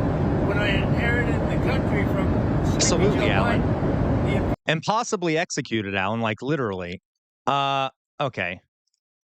inflation, it was the highest inflation in the history of our country, or at least 48 Okay, years. blah, blah, It blah. is 48. I say it was the history. Apparently in your group. We have now a low inflation, going to be very soon even lower. Right, yeah. But we'll get some of the prices down a little bit, which will bring them down to a new level. How much of the time is being picked up by Americans? I think very little. I mean, I really think very little. If you look at it, and when you add the trillions of dollars that our country is making. Has he lost weight, folks? I totally agree, Lowe's. I really hope the BBC doesn't cave. Again, not my favorite outlet in the world. I mean, but they're good journalists. They do some good work. But they need to resist. Otherwise, what is it going to do to all the other news sites in the UK that Trump can just intimidate? So real fast, folks, does it look like he lost weight? And I don't mean that as a compliment. I mean like a health issue, right? Like I hope he did. Uh, yeah, you're right. You're right, Doug. Okay. Anyway, When you add the fact that I'll be giving back he is. He's much less. That's a good point. Yeah, he is less orange. Jesus, maybe he needs to drink more Tropicana. $1,000 or so to middle-income people, low-income people, I know, but Louise, I totally get you. But I want to defend the BBC, right? Okay. everybody but the rich will be giving $2,000 back, and you add that in. Right, You add Alberto? the fact that our country is extremely rich and we have no wars and we're respected again. Agreed, When Louise. you You know, I add the always watch fact that that. when China was threatening to us in terms of rare earth, CP Gaming. I'm not going to say that out loud, ZP Gaming, or Zach, who's ZP Gaming, but all right. I was Yes. able to solve it just by putting tariffs on China, and we made a deal a week Yeah, and China's beating your ass all around the world. It's hilarious. later. When you add all of the benefits, the single greatest Apparently thing we so, have geez. right now is the use of tariffs, and I use them properly. For years they've been used against us, and I think, whether you call them tariffs or anything else, if you didn't use them, you really would have an unguarded disaster in your hands. Will those $2,000 payments, will that be inflationary? Because previously Republicans have said that Oh my God, that is a good question. I'm sorry. Did you guys hear that? That is a good question. Oh, absolutely, Alberto. It's kind of funny. Like Xi Jinping just has to sit there basically, and America just keeps hitting itself in the face. Okay. Did you see? That was actually a really good question. Do you remember how the Republicans were always saying that giving out checks and stuff to the American people during COVID was what caused inflation? That reporter just asked, "Well, wait a minute. You want to give out $2,000 checks to people? Won't that be inflationary?" I'm sorry. I thought you're right, Alberto. I just thought that was. I don't know why. Maybe I'm nerdy. I thought that was a good question. Right? That is a good. Okay. money people like undermining Yeah, which well, the like difference is this is money earned as opposed to money that was made up. That money was made up. Biden It's gave totally like the Nelson, right? Inflation Reduction Totally. Act, which did not reduce inflation, and it wasn't meant to. Right, Louise? That is so true. About yeah. Delayed COVID checks from being handed out faster so he could put totally he did blame Biden. Of course he blamed Biden. They admitted it was a phony name, but they spent hundreds of millions of dollars on a fake deal called the Inflation Reduction Act. That was made up money. When I pay people $2,000 each for low and moderate income and middle income people, everybody but the rich get this. That's not made up. That's real money. That comes from other countries. Yeah. Speaking of China, But don't worry, he already gave massive tax cuts for the wealthy, so they're okay without those $2,000. I'm sure, if anything, they'll have to lose money because they'll have to walk to their mailbox to get it. And, when they normally are making like over $2,000 a minute. So since you made the deal, since you struck the deal with them, has the Chinese agreed to actually purchase any soybeans? Have they locked in any soybean purchases? Yeah, and they're in the process of doing it. We spoke to them today. They're in the process of doing not only a little bit, but they'll be doing a lot of soybean purchase. Do you know when? In the spring? It's starting. Before then, I think before then. It's starting. God, They'll is be it buying done? a lot of soybeans, but really, Jennifer, a lot of everything else. You're right, Meow. Me too, Meowsworth. That is a good reference. Top of the line. Nope, they do not, Alberto. As a matter of fact, so folks, that is actually true. You do know that. Do you know who pays for the tariffs, folks? I mean, I think many of you know this. Who pays for actually pays the price of the tariffs? It would be our suppliers, our importers pay it. Right? Now, it might hurt other countries who want to sell things to us, but we pay the cost. Exactly. The importers pay the cost of the tariffs. So, okay. Top of the line. Just on the rebate check, sir, how soon could Americans see those checks? Will that be in time for Christmas, holiday shopping? No, not for this year. It'll be next year sometime. Do you have a time frame? No, sometime during the year, next year. It's a lot of money, but we've taken in a lot of money from tariffs. The tariffs allow us to give a dividend if we want to do that. So he's saying that yeah, exactly, Louise. Yep, it always trickles down to the consumers, right? Because then increased prices mean that you pay. You guys are all right. I should have mentioned the next step there, right? Is that the consumers then pay for that. You're right, outer signal. Although admittedly, the original trickle-down economics does work because it's basically where the rich trickle on us, right? It's like where they piss all over us. It's just not in the way that it's supposed to work, right? China pays the tariffs because they love doing. Yeah, of course, Mad Saga, of course. Right. Happy weekend, Rain and Chaos. It's been a while since I've seen you, Rain and Chaos. Great to see you. Golden showers bring May flowers. Totally, Alberto. It's like a redistribution of the wealth from the bottom to the top, right? Okay, and then the wealthy at the top, folks. If anyone's ever seen Lord of the Rings or like The Hobbit, like the dragon Smaug, which like sits on top of a giant pile of gold. Giant pile of gold. Someday your dream will come true, Zach. A giant pile of gold and gems. That's kind of like what happens under trickle-down economics. It basically is where like all the poor people give a bunch of gold and gems up to the dragon at the top, and then that dragon just sits on the giant pile of gold and attacks anyone that comes near it. So there's not much trickle-down going there.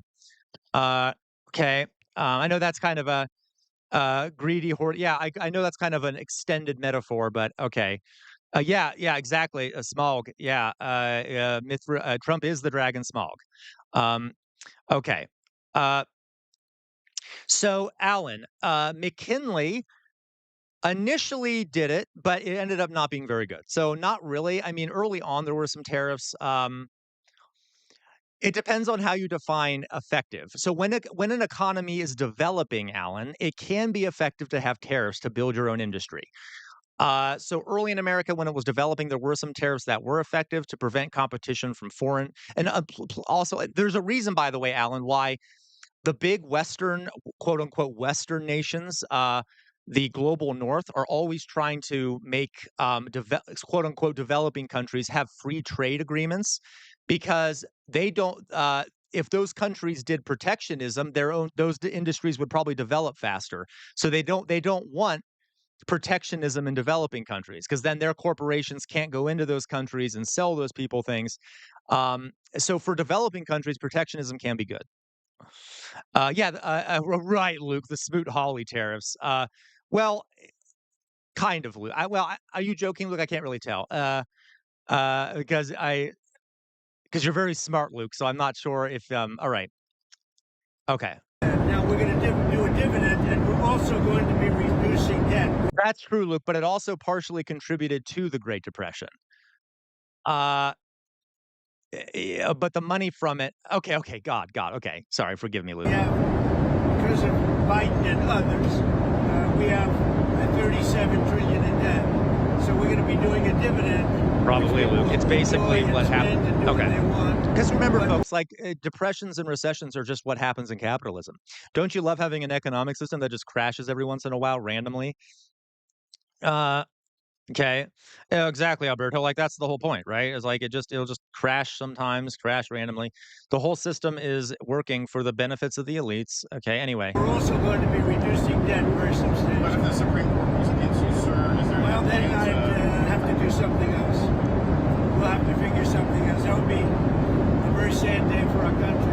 We used Very sad day I for our stopped country. the war. I won't go into which one, but you'll be able to figure it out. Cambodia, Thailand. So wait, which war is this one that Trump has stopped now? How many did he say that he had racked up? Was he at 8 or 9? Is he now going to be like, I've now stopped 10 wars. I've now stopped 11 wars. Yeah, ignore the fishermen I keep slaughtering in the Caribbean. Ignore the bombing of Iran. I've stopped so many wars. Yeah, probably about 15, right, in your groove? Okay. That was quick. Very smart. Thank you. But just today, I stopped the war by the use of tariffs. Oftentimes, I'm able to do that. And if you think of the cost of war, just forget about death, which is number one, but the death within those countries. But that all comes to our, in one form or another, it all comes right back to us. What is he talking about? I stopped the war just today through the use of tariffs, the threat of tariffs. If we didn't have that, other countries would use totally, tariffs on us. It's kind of gross, no Alan. Like fair watching Trump get his ass kicked by China is kind of gross and obscene. It's like, get a room. Like, if you're going to allow Xi Jinping to spank you that much, maybe do it outside of the public eye. Like means of fighting back. Is that confirmation? Yeah. They're doing great. Mr. President, They were not doing great, and then they had a conflict.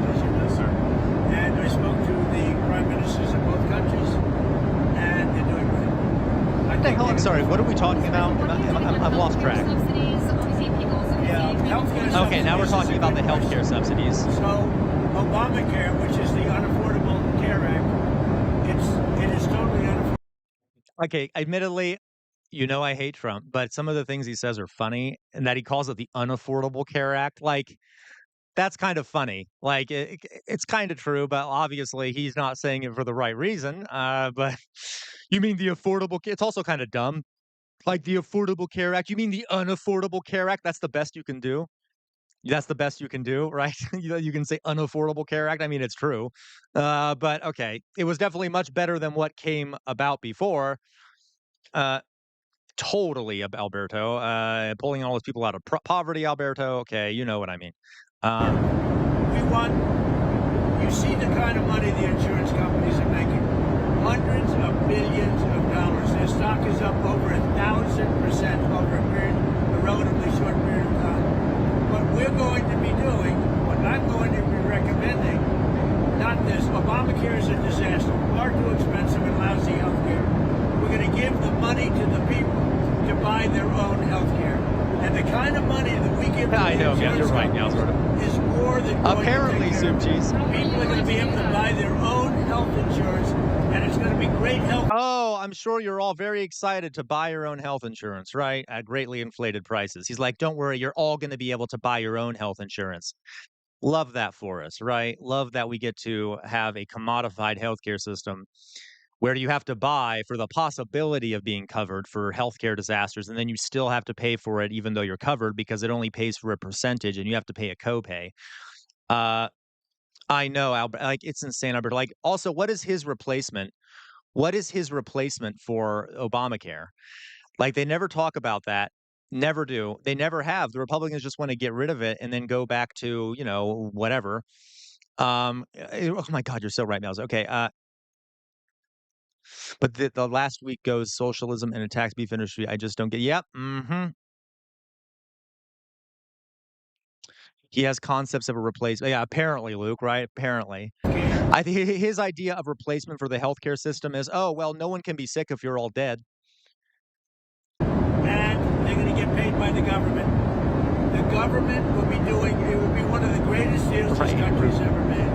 So instead of giving it to insurance companies, big, fat, bloated insurance companies, we're giving the money directly to the people to buy their own health care. Mithril, I forgot about that. You're right. During his first term, he said he would have a replacement for Obamacare ready in a matter of weeks. Where did that go, right? Like all the promises he's made, right? Okay. Hilarious. Won't Americans buy it from insurance companies? Some may. Hello, Elliot Waffles. If I haven't said hi to everyone, forgive me. There's a lot of people. His healthcare plan he's been teasing for the past decade is literally just something a toddler scribbled into a napkin in 15 seconds. Oh my God, Elliot, you're so right. This man literally, you're so right, Elliot. Okay. Oh my God, what he just described was giving money to insurance companies with more steps. Is that true? Did I miss it? I'm going to go back. Money directly to the people to buy their own health care. Won't Americans buy You're it so from right, insurance companies? Alzor. Some may. I mean, they'll be negotiating prices. It's really free enterprise. They'll be, you can do it through an insurance. Right, Alberto, right. Yeah. Do we all remember how Trump promised to quote unquote build that wall? And he said that Mexico would pay for it, which, he forgot about a little thing called national sovereignty. Like you can't force a neighboring country to do something against their will. Because that's imperialism, and anyway, though he probably wouldn't mind that. But Alberto here. Alberto, are you from Mexico? Because we got a lot of folks from all over the world in here, Alberto. But I love this statement. Alberto says, "I'm still waiting for him to finish that wall to keep the Americans out of Mexico." Hey, I don't blame you, Alberto. Okay, we've had Canadians who've said the same thing, right? Company. You can also buy it direct. They have savings accounts. They have a lot of different ways of buying health care. Another question. You asked for an investigation today into people associated with Epstein. Yeah. Like Reid Hoffman, major Democratic donor. Right. What impact do you hope that kind of investigation can have on next week? I don't know, but I heard they are appointing a U.S. attorney, and I hear a really good one to look into it. I hear Southern District is going to be looking at Jay Clayton, and he's a great man, a great attorney, and he's a highly respected, one of the most respected people in the country.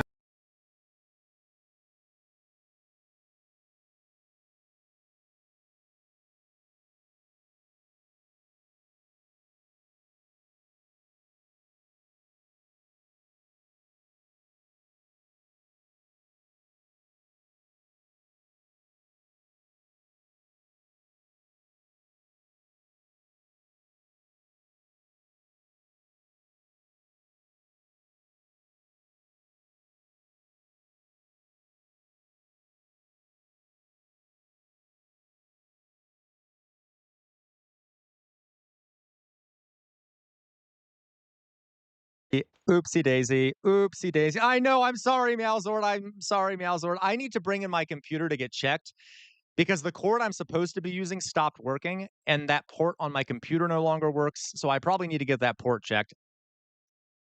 Okay. So you know what, folks? I'm not going to do a Jester After Dark tonight. Instead, I'm going to go bring in my computer. I will. We've raised enough for it. I will do one on Monday, or how about this? I'll do it tomorrow on my normal day off. And then we will. But anyway, but I do want to take a. I'm going to go take in my computer after this. Anyway, okay. So. Okay, so Alberto, you were a Navy vet. Your parents were from Mexico. I'm so sorry, Alberto. Right? I would love to be in Mexico right now, Alberto, because at least Claudia Scheinbaum is down there, right? Yes. So Yaha says, wasn't free enterprise in healthcare the reason Obamacare was needed? So here's the issue with Obamacare, Yaha. Yes, it was needed because Obamacare improved the healthcare system, but Obamacare was a conservative policy. The first state that enacted it, the idea of Obamacare, like the outline of it, was Massachusetts through a Republican governor. And basically what Obamacare did was it forced Americans to buy from private healthcare companies. So and also gave subsidies to help people buy private healthcare. What we want to do is we want a socialized healthcare system that doesn't go through these private middlemen which jacks up costs and prices and stuff. Okay.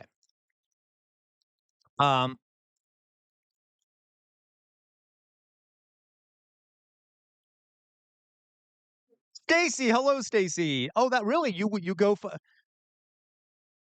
you were Jester for hire. That's hilarious. I am a Jester for hire, Stacy. Okay.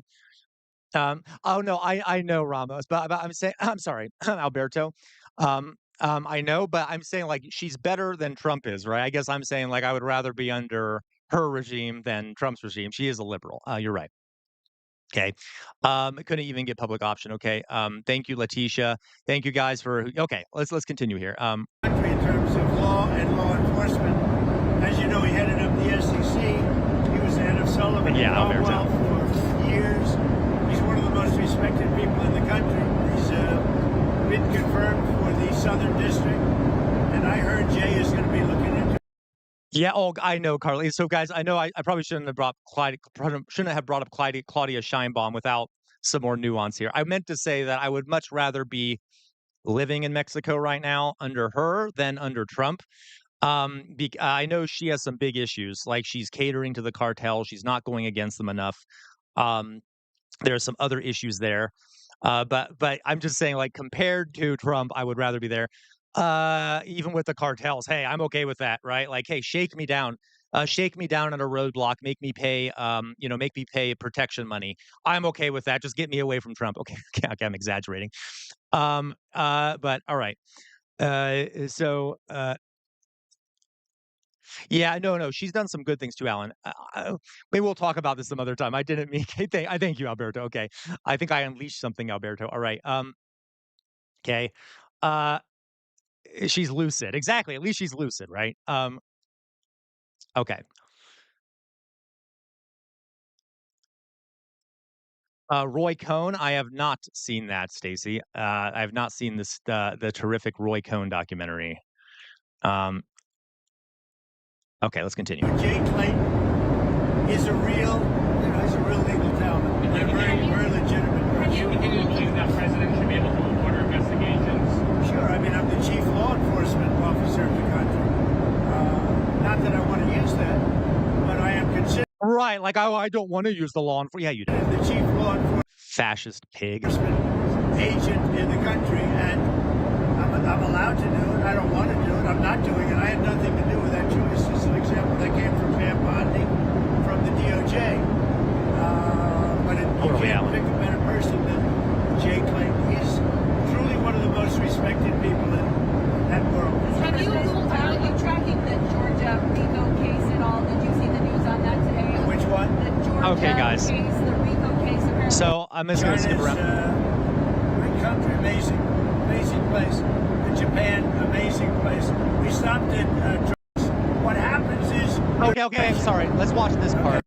I'm trying to find another good point here. Is it Letitia? Okay, I will watch it. Thank you guys for suggesting it. I will watch it. Yeah, the bar I is. can't tell you what they put in since the election. Okay, so I just want to get to this part here. It looks like they're talking about the Epstein stuff. They lost the big election. Oh god. Well, here we go. Here we And go. I think the perfect guy to do it would be Southern District, somebody like Jay Clayton. This Reed Hoffman. So I see a lot about Epstein. Here we go. Here we go. Let's watch this, and then we'll move on to something else, folks. I promise. Okay, talking about the Epstein I don't files. care about it, released or not. What I think you should do, if you're going to do it, then you have to go into Epstein's friends. This Reed Hoffman spent a lot of time on the island. I was never on his island. Bill Clinton went there supposedly 28 times. You're going to have to look into his friends because if they're going to do that, then I think the perfect guy to do it would be Southern District, somebody like Jay Clayton. I understand that's who's been assigned. But does the congressman have a point though? You're release of more files. Does Marjorie Taylor Greene have a point? Does she have a point? I know nothing about her. Yeah, you're right, Stacy. Do you mean the Rosenbergs? All the Well, files. they can have whatever they want. They already do. I think they have 50,000 pages already. Look, this is a Democrat hoax. This Right, is a hoax uh-huh. put out by the Democrat, and a couple of few Yeah, sorry. Republicans have gone along with it. Yes, he because did, they're Stacy. weak in I know effect. about the history there. It's fascinating. I'll take a look at that documentary. Thank you, guys. The two people that recommended it, Stacy and Letitia. Thank you for recommending it. Okay. But this is a Democrat hoax to get away from the fact that they just lost the You're shutdown right. and they've lost the elections. They lost Yep, the big Stacey. election to me in a record number. They lost the popular vote. They Right. lost the swing states. They lost everything. I think it was 312. Okay, look at this. I love this. Okay, so folks, just for those who just got here, first of all, we are watching this because I'm trying to get a measure for how Trump is feeling at this moment because the man has no self-control. So we can easily we can kind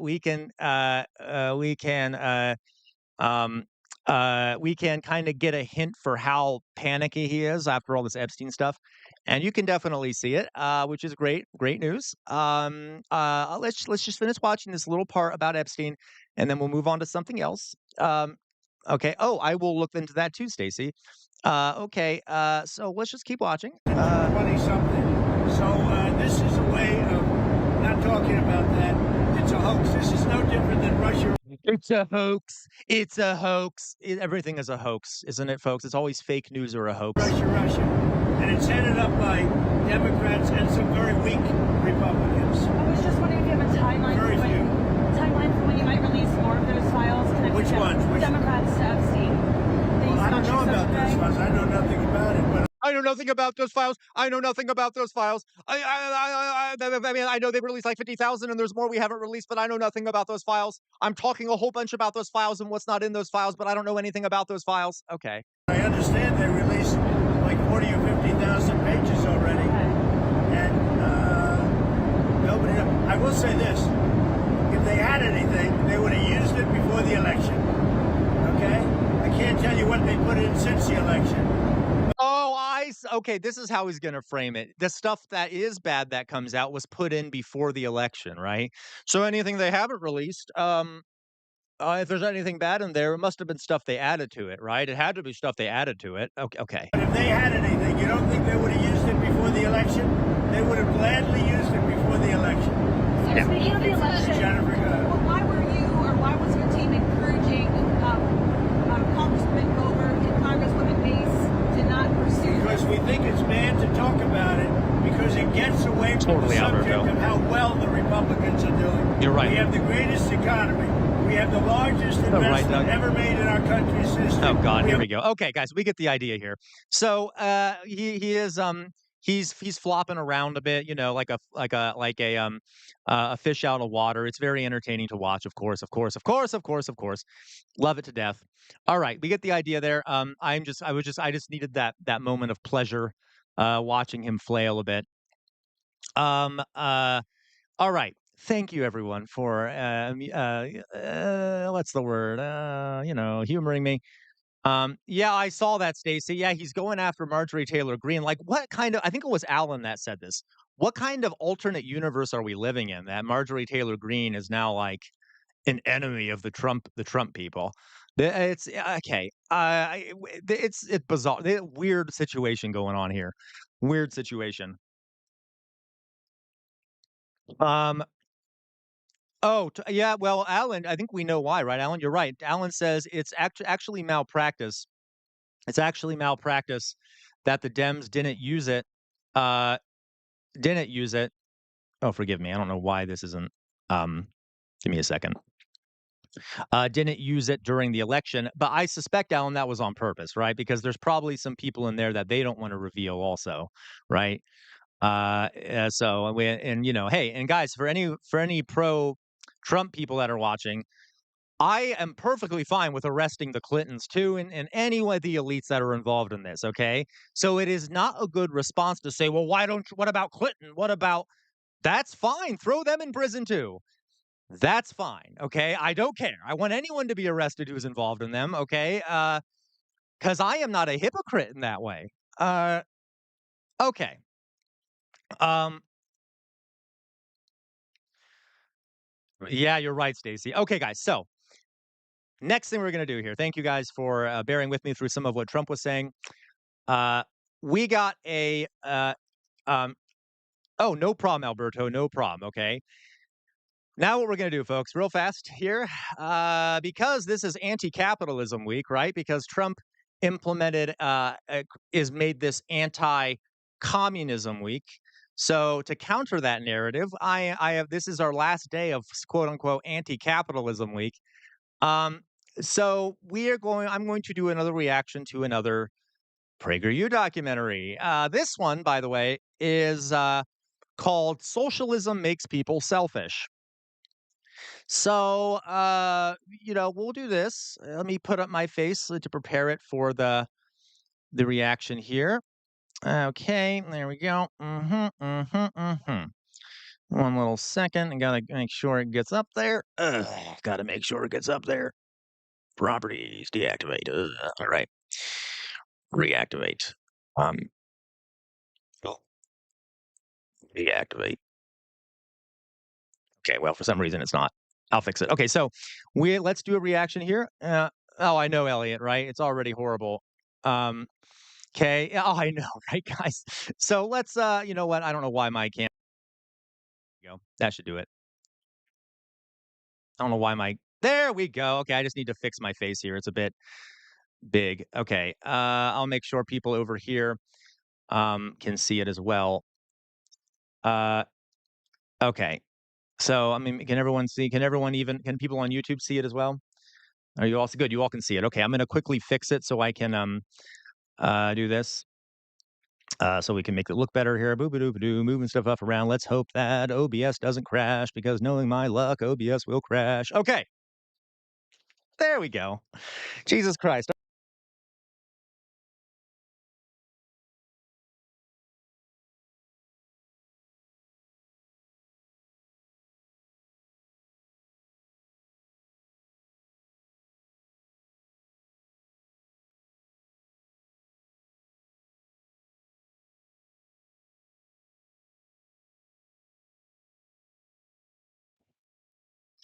Okay, so this is why I'm going to take my computer in. This is why I'm going to take my computer in today. Okay.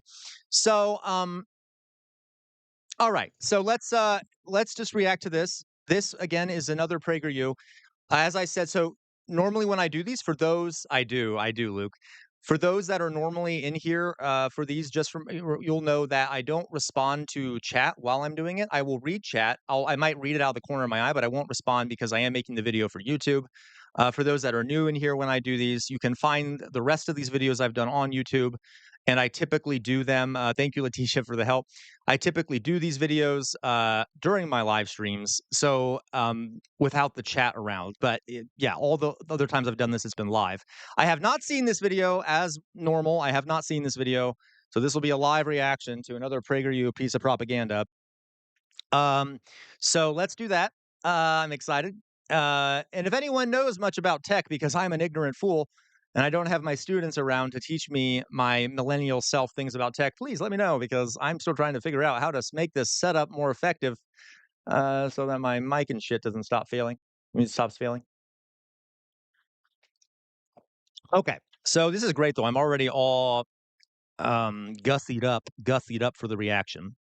So as always, I'm going to start with an introduction, and then I'll get into it. So let me make sure. You love the smell of propaganda in the morning, right, Alberto? In the contemporary. Okay, so the audio is working. Shall we begin, folks? Shall we begin? Okay, here we go. Oh, that's excellent, Luke. I'll do that. Okay, a DAC. Okay, I'll take a look into that. All right, here we go. Right. Okay. Hello,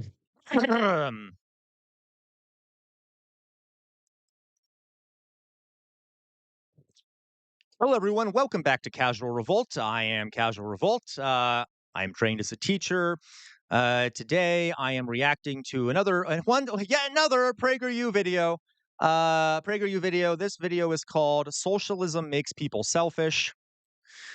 Well, we'll see about this. I suspect that this is going to be a completely unbiased and neutral perspective on socialism. And by the way, Trump is pushing to have Prageru taught in classrooms, and it is being used to be taught in classrooms all over the country, especially in red states. So God help us there. Also, Trump, after the election of Zoran Mamdani, made this week, basically announced that this week would forever be called Anti-Communism Week. Of course, if you read the statement where he makes this Anti-Communism Week, he appears to not know what communism even is. Regardless, and so in honor of it being Anti-Communism Week, according to Trump, we are going to kind of push back against some of the quote-unquote Anti-Communism Week propaganda, okay? So let's do that just to irritate the elites. Why not? So here we go. This is Prageru, Socialism Makes People Selfish. And I have not seen it. In the contemporary world, it's taken as a given that capitalism, with its free market and profit motive, is based on selfishness and produces selfishness. So first thing here automatically, there is no such thing as a free market capitalist society. Do we think it's a free market? The fact that, for example, the American government subsidizes large oil companies, does that make it a free market? Is it a free market when the government uses tax dollars to bail out big corporate entities that fail during a recession, or like happened in 2008? Is that a free market? Is it a free market when corporate entities and the wealthy can bribe politicians to pass legislation that are beneficial for their particular industry? This is the thing here, folks, is that the right wing wants free markets where they can get more power, influence, and wealth. They don't want free markets where it gets out in the way of their power, influence, and wealth. Okay. While socialism is based on selflessness and produces selflessness. Well, the opposite is true. Whatever its intentions, socialism produces far more selfish individuals and a far more selfish society than a free market economy does. What? And once this widespread... Wait a minute. Okay. For those watching, how selfish do we feel people like Elon Musk are, or Jeff Bezos, or Peter Thiel, or Donald Trump?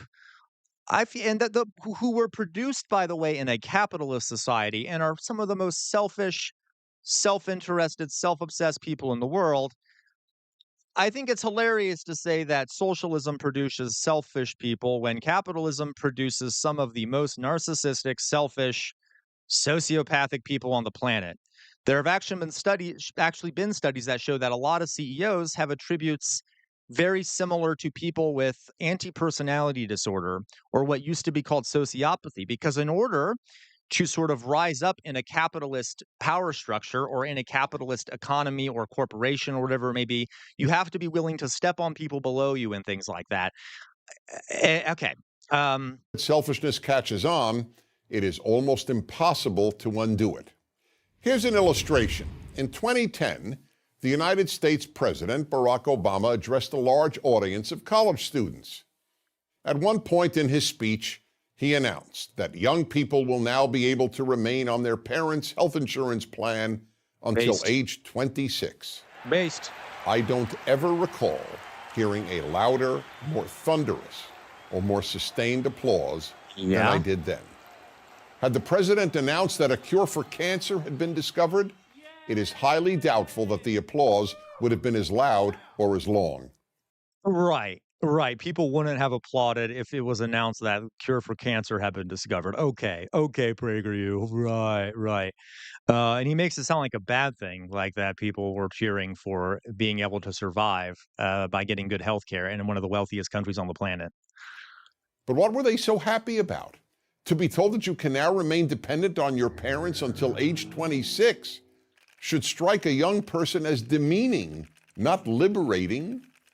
So, a question for Prageru here. Do we think that the young people who do live with their parents are, happy that they're living with their parents? Do you think that they want to be living with their parents? Or do you think that economic necessity and the abuses of this economy and the expensiveness of this economy has led to more people living at home for economic reasons? And do you think that they want to have to be on their parents' insurance, or do you think that they would rather be more independent? But unfortunately, because of their economic circumstances, they are forced to rely on being on their parents' insurance. Because although it's nice that we increased the age that you can be on your parents' insurance to 26, that is only a band-aid on a larger problem, which is the fact that there is no universal health care, and it's very expensive to have health care. This is insane to me. Um, yeah, okay. Throughout American history, and for that matter, all of Western history, the great goal of young people was to become a mature adult, beginning with being independent of mom and dad. So one cannot be independent if they have a chronic health condition and cannot pay for it. Because if you can't pay for that chronic health condition, you won't be able to get an income in order to be independent and to buy that house. So for many of these people, maybe they viewed it as giving them more independence. The fact that they suddenly were able to go be on someone else's health care, because our system is so horrible in that regard that to them, that is independence, not having to worry about dying from some disease or not having health care. Socialism and the welfare state destroy this aspiration. In various European countries, and now increasingly in the US, it is becoming common for young people to live with their parents well into their 30s and not infrequently beyond. Yeah. And why not? In the welfare state, taking care of yourself is no longer a virtue. Why? Because the government will take care of you. Right. So all the people living at home with their parents, first of all, who cares? Who cares? This is a weird social norm. There are other places in the world, other cultures in the world where it is perfectly normal to live with multiple generations of family in the same house, regardless of your age. Okay. You have your grandparents, you have your parents, you have the children all living in the same house. Doesn't matter what their age is. So this is a weird social norm we have in the US that no, you have to leave the house. Everyone has to be separate. Okay, fine, whatever. That being said, do we think everyone living at home is quote unquote like mooching off the government, which is how they're interpreting this? Or do we think a lot of them are just trying to save money and so they're living at home, but they're not probably getting many government benefits by doing that, right? The implication here being that everyone living at home is doing it so that they can just take money from the government. That makes no sense because the government's putting out barely any money. And I can guarantee you if they were putting out more money to help these folks, a lot of them probably wouldn't be living at home with their parents. Therefore, socialism enables, and as a result produces, people whose preoccupations become more and more self-centered. How many benefits will... Guys, what does capitalism do? It's all about money, money, money, money, money, me, make more money, build more companies, make more money, expand, expand, expand. That is the whole capital thing about capitalism is like selfishness. You do whatever you need to do to make a profit, and it's encouraged, and it makes sense logically. Like a business owner should want to focus only on profits because under capitalism, if they don't, their company will be destroyed by a bigger company. It is incentivized. Will I receive from the government? Will the government pay for my education? Will the government pay for my health care? What is the youngest age at which I can retire? So remember, folks, you can... If you live in a truly democratic system, now I'm not saying the United States is truly democratic because it's not, but in theory, if you had a truly democratic system, another way you could frame the government is the people, right? If we had a democratic system where the government was actually chosen democratically by the people or the government was the people, this could be reframed as, let's see, how did they frame it? They framed it as, will the government pay for my education? if we had a different perspective, we could reframe it as, will the American people collectively decide that we want everyone to have an education and pay for everyone's education? Will the American government collectively decide to give everyone health care for lower costs and to make sure people aren't dying of treatable diseases? Okay. These conservatives love trying to make the government seem like this separate entity, and yeah, it is in some ways, but they're this is their way of hiding the democratic nature of this, right? Or at least what should be a democratic nature of this. Will the government pay for my health care? What is the youngest age at which I can retire? How much paid vacation time can I get? How many days can I call in sick and still get paid? Yeah. How many weeks of paid paternity? Wait, so does he think that people shouldn't be paid when they're sick? That paid time off? I mean, I'm sure he does. I'm sure he does. I'm sure he doesn't think that people who are sick should still be paid when they're at work. Or maternity leave am I entitled to? Yeah, I mean, by the way, almost every other country of our level of wealth does this. Don't we feel that people who just had a new child should be entitled to some leave to raise that child? In like a lot of time, and it should be paid. And wouldn't that be good not only for those people, for all of society, because we don't want to raise a bunch of children who haven't had time with their parents and haven't learned from their parents and haven't been raised appropriately? Okay, all right. The list gets longer with every election of a liberal or progressive or left-wing party. And then each entitlement becomes a right. But we're not done. There are even more destructive effects of socialism.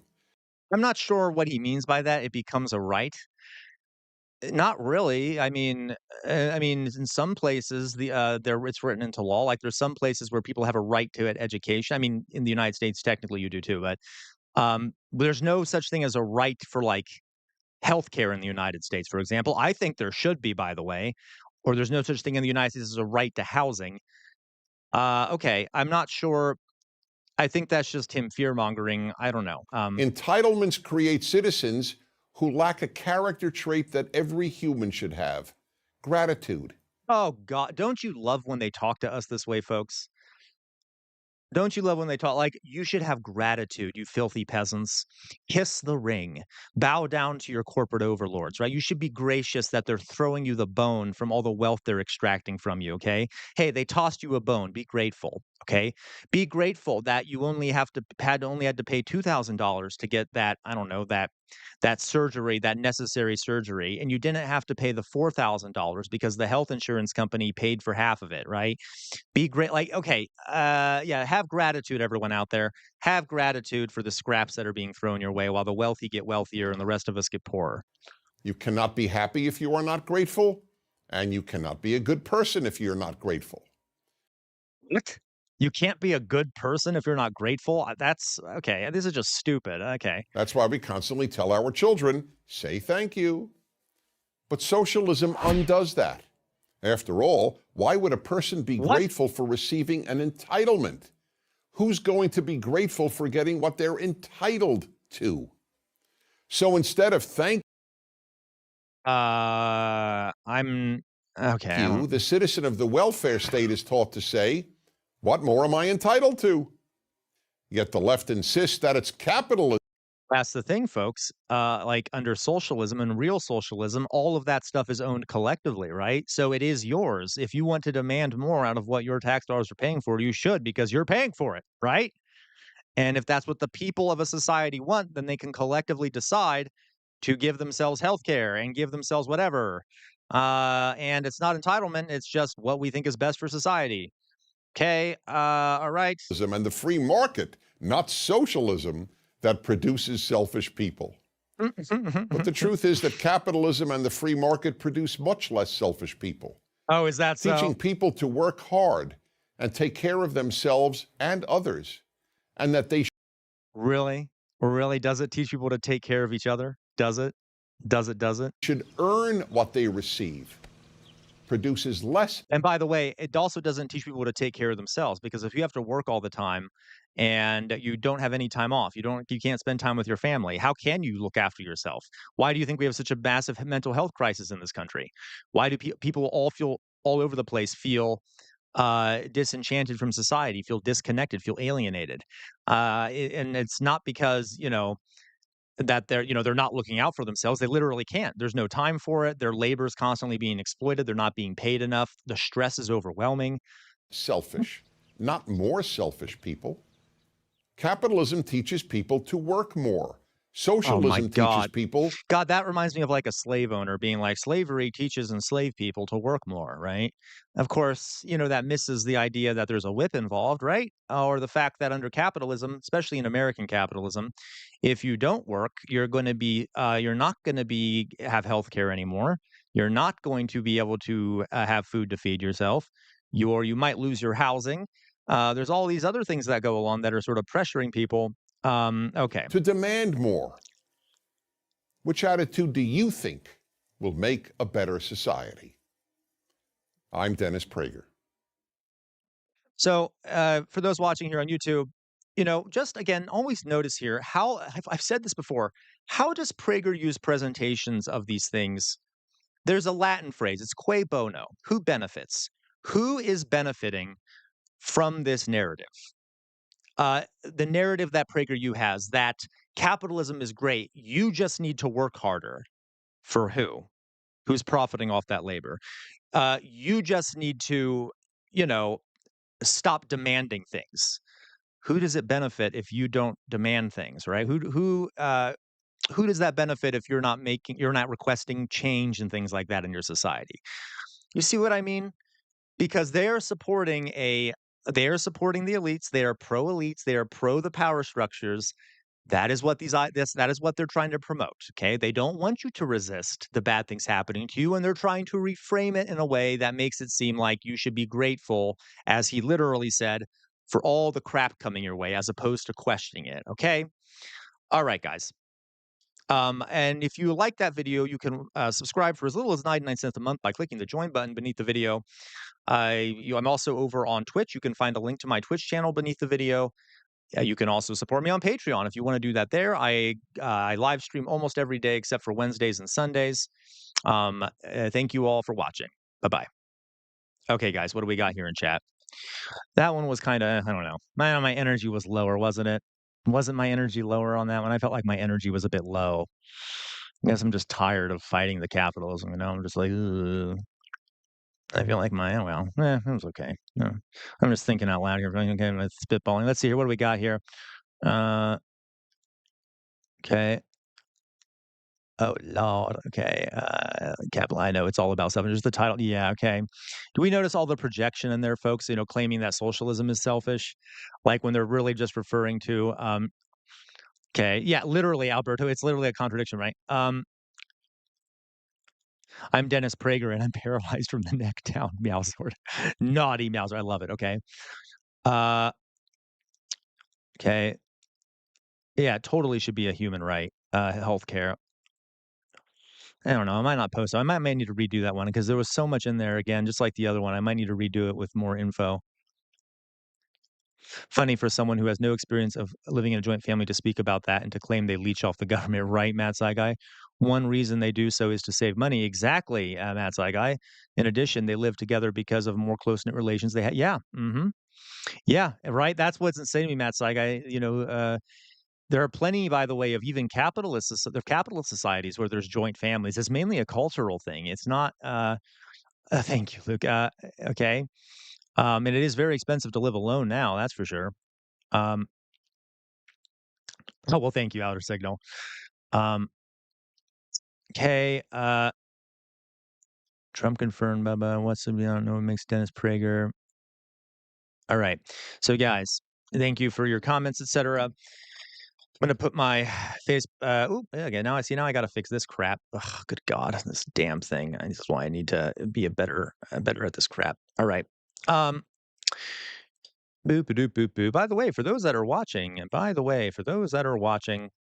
please, if you like the content, you can become a member for as little as only 99 cents a month. And if you do, you get a cute little jester hat next to your name, a cute little jester hat, and that jester hat will appear next to your name in chat, and you also get access to a cute little jester emojis. Okay, you get a cute little jester hat and you can get a bunch of little cute little emojis you can use in YouTube chat. And if you join on Twitch, if you subscribe, you can send me some of Jeff Bezos's money using Amazon Prime. For free, really, or you can just send me money that way too. I'm okay with it. I'm very poor. Okay, okay. So thank you, everyone who has contributed. Really. So I believe I said we could do a GeoGuessr. Before I get off here, let's do a GeoGuessr, just so because I believe we reached that level. Okay, and I don't think we reached the level yet of Jester After Dark, but that's probably best because I think I'm going to go take my computer in after this today. So maybe we'll do the Jester After Dark tomorrow on my day off or something. We'll see. But we didn't get it anyway. So okay, don't do GeoGuessr. Did we, Luke? We may have. I got so many. I'm having trouble keeping track of these things now. I need to figure out, guys. I need to figure out a better way to keep track of these things because during you've noticed, folks, I'm starting to run out of my ability to keep track. Maybe we need to sort of have a group meeting here about thinking about how to do this, or I can just come up with something, but I'm incompetent. Time guesser. Okay, Mouser, we'll take a look at this. Yeah, you could be the deputy finance minister, Luke. Okay. And then I'll let you skim some off the top, Luke. Okay. J Shadow, basically how to okay, that you know what? Let's do that instead. That's a good idea, Meowsword. Meowsword always having a good idea. How to do what, like J Show, just to improve the stream. I've been kind of flopping recently, especially with the technology. I really would like to get right now, folks. I'm on a laptop. Okay, I'm on a laptop. It's a gaming laptop, but it's getting kind of old now, and I'm going to get a desktop computer as soon as I can here. Yeah. But anyway, figure out some other things. So. I'll show you guys my setup here and then maybe figure out some other stuff. Anyway, so let's play Time Guesser, shall we? Let's play Time Guesser. I've never played this. Thank you, Matt Saga. Okay. Luke, I would love that. Thank you. If anyone wants to help me build a computer, I would love that. I will pay you, by the way. There are people in chat who know that I literally will pay you. I'm a socialist. I believe that if you put labor into the channel, you get something for it. Hey, Alberto, I love that. Okay, we need some gulags. We need some good labor camps out there. Okay, yesterday I threatened everyone would be, I threatened everyone would be in the gulags. Okay, all right, let's continue. What is that, Meowsword? What's that face, Meowsword? Huh? What are you trying to imply? Okay, okay, okay. All right, let's do this. Okay, so here we go, Meowsword. Here we go. He pays you. I do not pay you to complain in chat, Meowsword. Okay, I do not pay you to complain. Okay. No time limit. Okay, no timer. Let's do it. Hey, I'd love that, J Shadow. If you can send me some deer meat, that'd be great. All right. Okay. So time and place. We're doing time and okay. So what are we guessing here? We're guessing. Oh, we're guessing the time or like the year. Ooh. Oh my. Well. Oh, location and time. All right. Can I zoom in? I want to see what the language is back here. Oh, kind of. Yeah, I do. You're right. I see 2009 back here. Where did I just see it? I just saw 2009 somewhere on here. There it is. There's 2009. Now, it says point, so but it's a little red pin here. Where is this? Can we see? Ooh, huge detectors. Ah, I know where this is. I know where this is. This is France. Wait, no. The CERN accelerator. Yeah, CERN is in France, or is it in Switzerland? Damn it, where is CERN? It's Switzerland, right? Okay, I'll do 2009 Switzerland.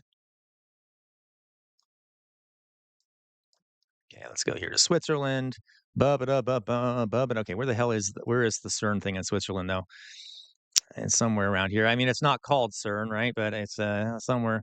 I don't know where, folks. Where is it? Where is it? It's at the border of France and Switzerland. Okay, it's somewhere in Switzerland. I'm an American. Please help me with the geography. We got okay. It's like right here, right around here. I'm guessing this part of Switzerland in the Alps. Okay, so down here. Very good. So probably like near Geneva or whatever. By Geneva. Fantastic. Okay, we'll do that then. We'll do right near Geneva, right here. Okay, everyone ready? Boop. Make guess. I was 12 years off. What? That's not true. That's a lie. Don't believe them, folks. Don't believe them. It's a lie. Okay. Okay, but we were very close. We were literally only we was only 5 kilometers away. What was the year? The year was 2021. Ugh, bullshit lie. Okay, but location was good. Okay, next round. Ooh, I know where this is. This is Singapore. I believe this is Singapore. So we'll go to Singapore. Now the date will be later. Singapore. How dare you, Jay Shadow? Don't you point that out? Okay, Singapore down here. And we okay, this is I don't know, is it like I think it's the down it's right next to the river, I'm pretty sure. It's somewhere downtown Singapore. I'm not sure which district it's in. Mm, I would guess it's somewhere along it's not the Polo Club, I'm sure. Mariana Bay, is that true, Matt Saigai? Have you been? If it is I mean, as long as folk I want to make sure that where is Mariana Bay down here? If I could find Mariana Bay. You have been? Matt Saigai? Perfect. Then we shall find it. Where the hell is Mariana Bay? I am not an expert on the this damn thing. Okay, Mariana Bay. I don't even know where Mariana Bay is. It's somewhere, right? Was that helpful, folks? That I said it's somewhere. Where is Mariana Bay? Am I blind? Oh well, there is more down here. I guess I could look here or whatever. Okay. Oh, probably around here somewhere. Mariana Bay Islands. There's Mariana Reservoir. So it's probably around here, right? We'll do this. We'll do Mariana Reservoir. That sounds close enough, right? We'll do here. We'll just do right here because that looks about right. Okay. This year, the year. Let's look at the fashion, shall we? Should we look at the fashion? Pretty hard to tell. I don't know. Those pants look kind of Gen Z-y, don't they? Don't they look a little Gen Z? Look at how big those pants are. Little Gen Z, maybe. Little Gen Z. Or is it there's a Gen Alpha. Think Gen Z. You know what? Let's say Gen Z. So I'll say what 2020. You think 2022, Matt Saga? Yeah. Let's do 2021, 2022. Actually, I'll do 21 just to add. Okay, here we go. 2 years off. It was 2023. Okay, but we were only 400. That was lucky. Only 460 meters away. Yay! Okay. By the way, beautiful spot. Everyone needs to watch. Crazy Rich Asians. Great movie, especially if you're gay. Great, every gay person should watch it. None of the straights should watch it. It's for us. Okay, it's only for the gays. I'm just kidding. Okay. Next round here. This. Ooh, this is this Norway? That flag is throwing me off. It's not really a Norwegian flag. Is it Or it could be not Iceland. It could be Greenland. That'd be Denmark. Any other flag? What is this flag? It looks kind of like the Norwegian flag. I mean, look how Norwegian they all look, though. For all the Norwegians in chat, forgive me, but like, look at this.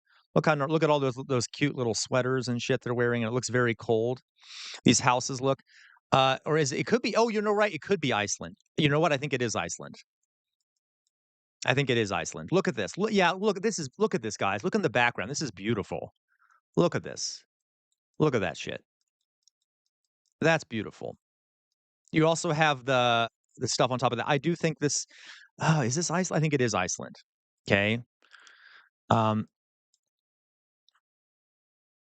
I got you, Letitia. I totally get it. What do we think here? I'm just looking. You think it's the Faroe Islands, Matt Saigai? We think it's the Faroe Islands. Okay. Have you been there, Matt Saigai? You know for sure? Why? Have you been there, Matt Sci Guy? Because I'll go to the Faroe Islands if that's where we need to be.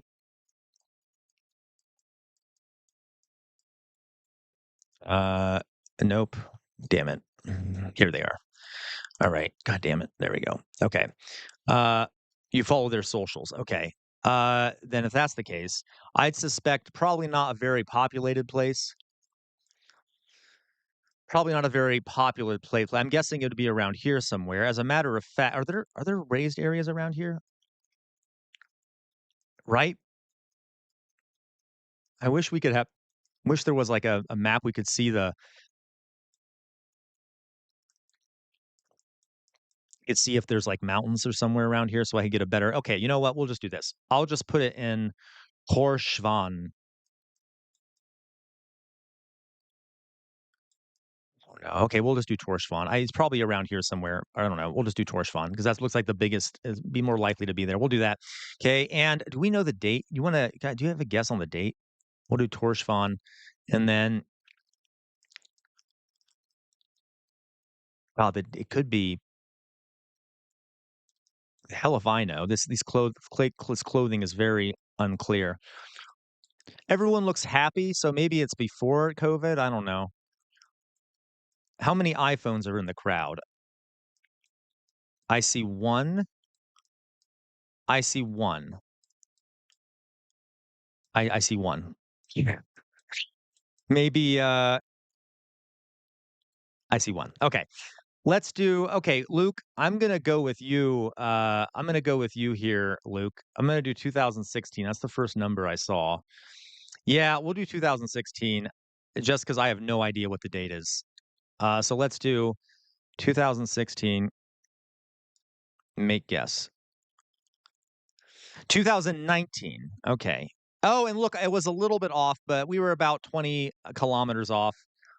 Thank you, Matt Sci Guy, for knowing it was the Faroe Islands. I would have guessed. Okay. Okay. Next one here. This is fun. Oh my god. I hope this isn't boring for everyone else. This is definitely not boring for me. Our town. Well, I would say that this is America. Maybe I'm wrong. I could be wrong though. Frisco Bar and Cafe definitely looks like what? We got 4th Army Navy, very cold weather out here. Military police. Oh, look, it's what is it? Who was the guy who was just in chat who was in the Navy? Look, there he is. He's right there. Okay, I'm kidding. Scandinavian Club and Bar. Our town. So what kind of weapon is this? This is okay, for all the weapons nerds in chat here, I think we all know what this is, right? This is an M1 what is it? Garand? A Garand? Probably might be Alaska. I think this is a Garand. Look, it's Anchorage. It absolutely is Alaska. It says Anchorage. Okay, so I would say Anchorage. Since there's an M1 Garand, it's World War II probably. I would say city of Anchorage. I would say I'm gonna go on this one. I'm gonna say that this is. Oh, you know what? You're right. Everything is damaged. Oh, you're right. I only just noticed the damage. Yeah, there was an earthquake in the we'll say 1960. Okay, we'll say 1960. There was an earthquake like in the late 50s or early 60s. I can't remember. So let's do. Oh, okay. I'm getting that in chat. Okay.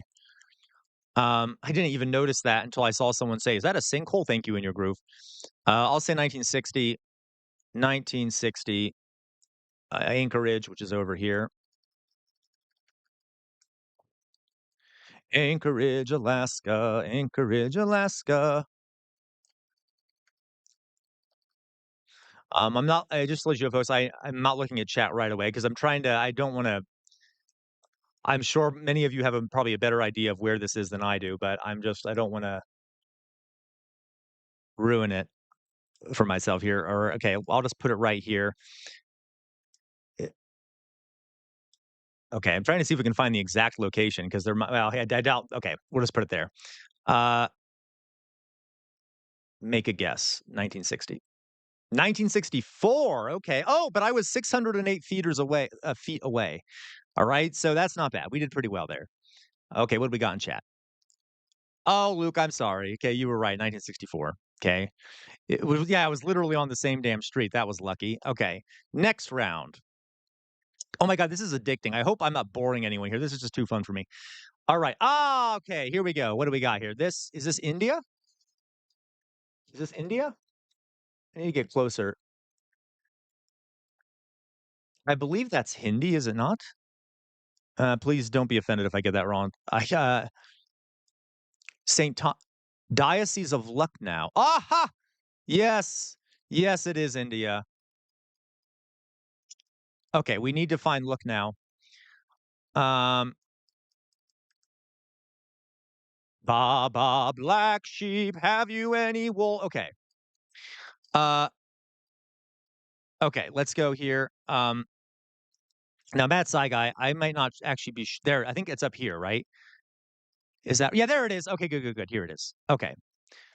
We got Lucknow. Folks, I know my geography, by the way, so look at this. Okay, Lucknow. Now we got to find where do we think? Okay, St. Thomas's. This is called St. Thomas's Church. We could find. I don't know if we can maybe get close enough. We can maybe. Can I make it bigger? Yeah. Look for a town center. Lucknow. Here's okay. Let me back out. I'm sorry. I need to. There we go. We'll go back over here. Now look for a church. St. Thomas's Church. If Modi hasn't burned it down yet.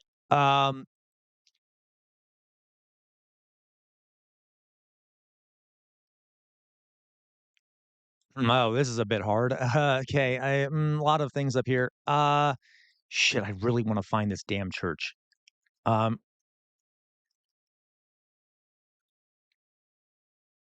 Church. St. Thomas's Church. Anyone have an idea? Anyone see it or anything? We'll just, you know what? I'm trying to be too specific. I'll just put it right in the middle. Right in the middle of Lucknow. Here we go. Boop. Right there. And do we want to take a guess at the date? This could be, I don't know. This is not an easy one for date. Any sign of the date anywhere? Oop. Any sign of the date? Is there like a sign talking about the date? Jesus Christ. Yeah, in the last 10 years, do we think it was the last 10 years? Come on, give me a date somewhere. Relatively recent. Got the po-pos right there. All right, you know what? Let's say we'll just say it is, I don't know, 2020? We'll do 2020. 2020. 2020. Shall we? Make a guess. Boop. I was off by 1 year. Hey, that's not so bad.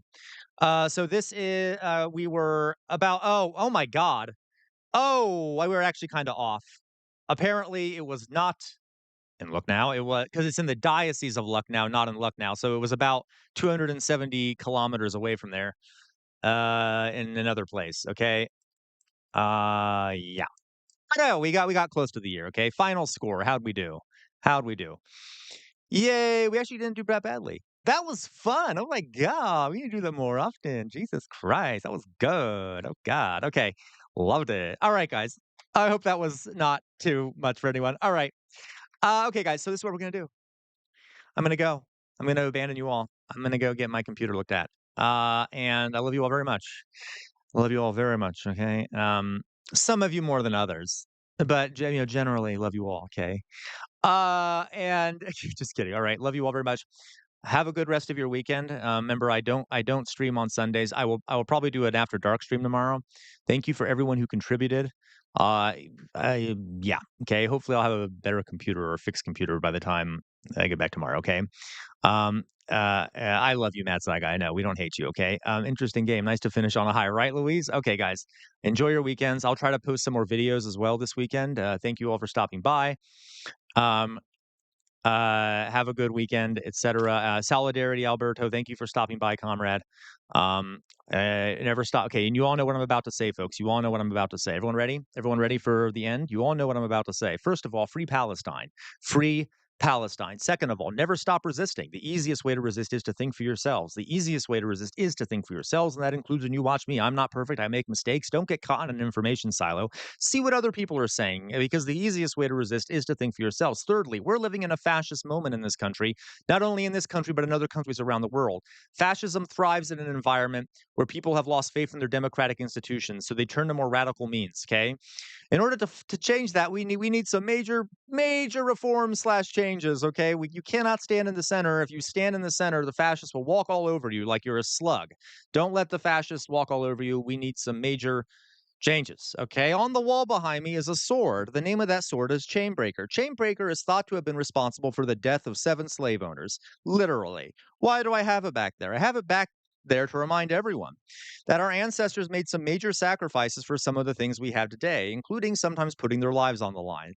We cannot forget their struggle, and we cannot forget what they fought for and what they gained for us, and we cannot let it go to waste. Please do not let our ancestors' sacrifices go to waste, and always fight for a better future. And on that note, folks, you all have a good rest of your weekends. Great week today. Great week. Thank you for everyone who contributed. I love you all very much. Bye-bye.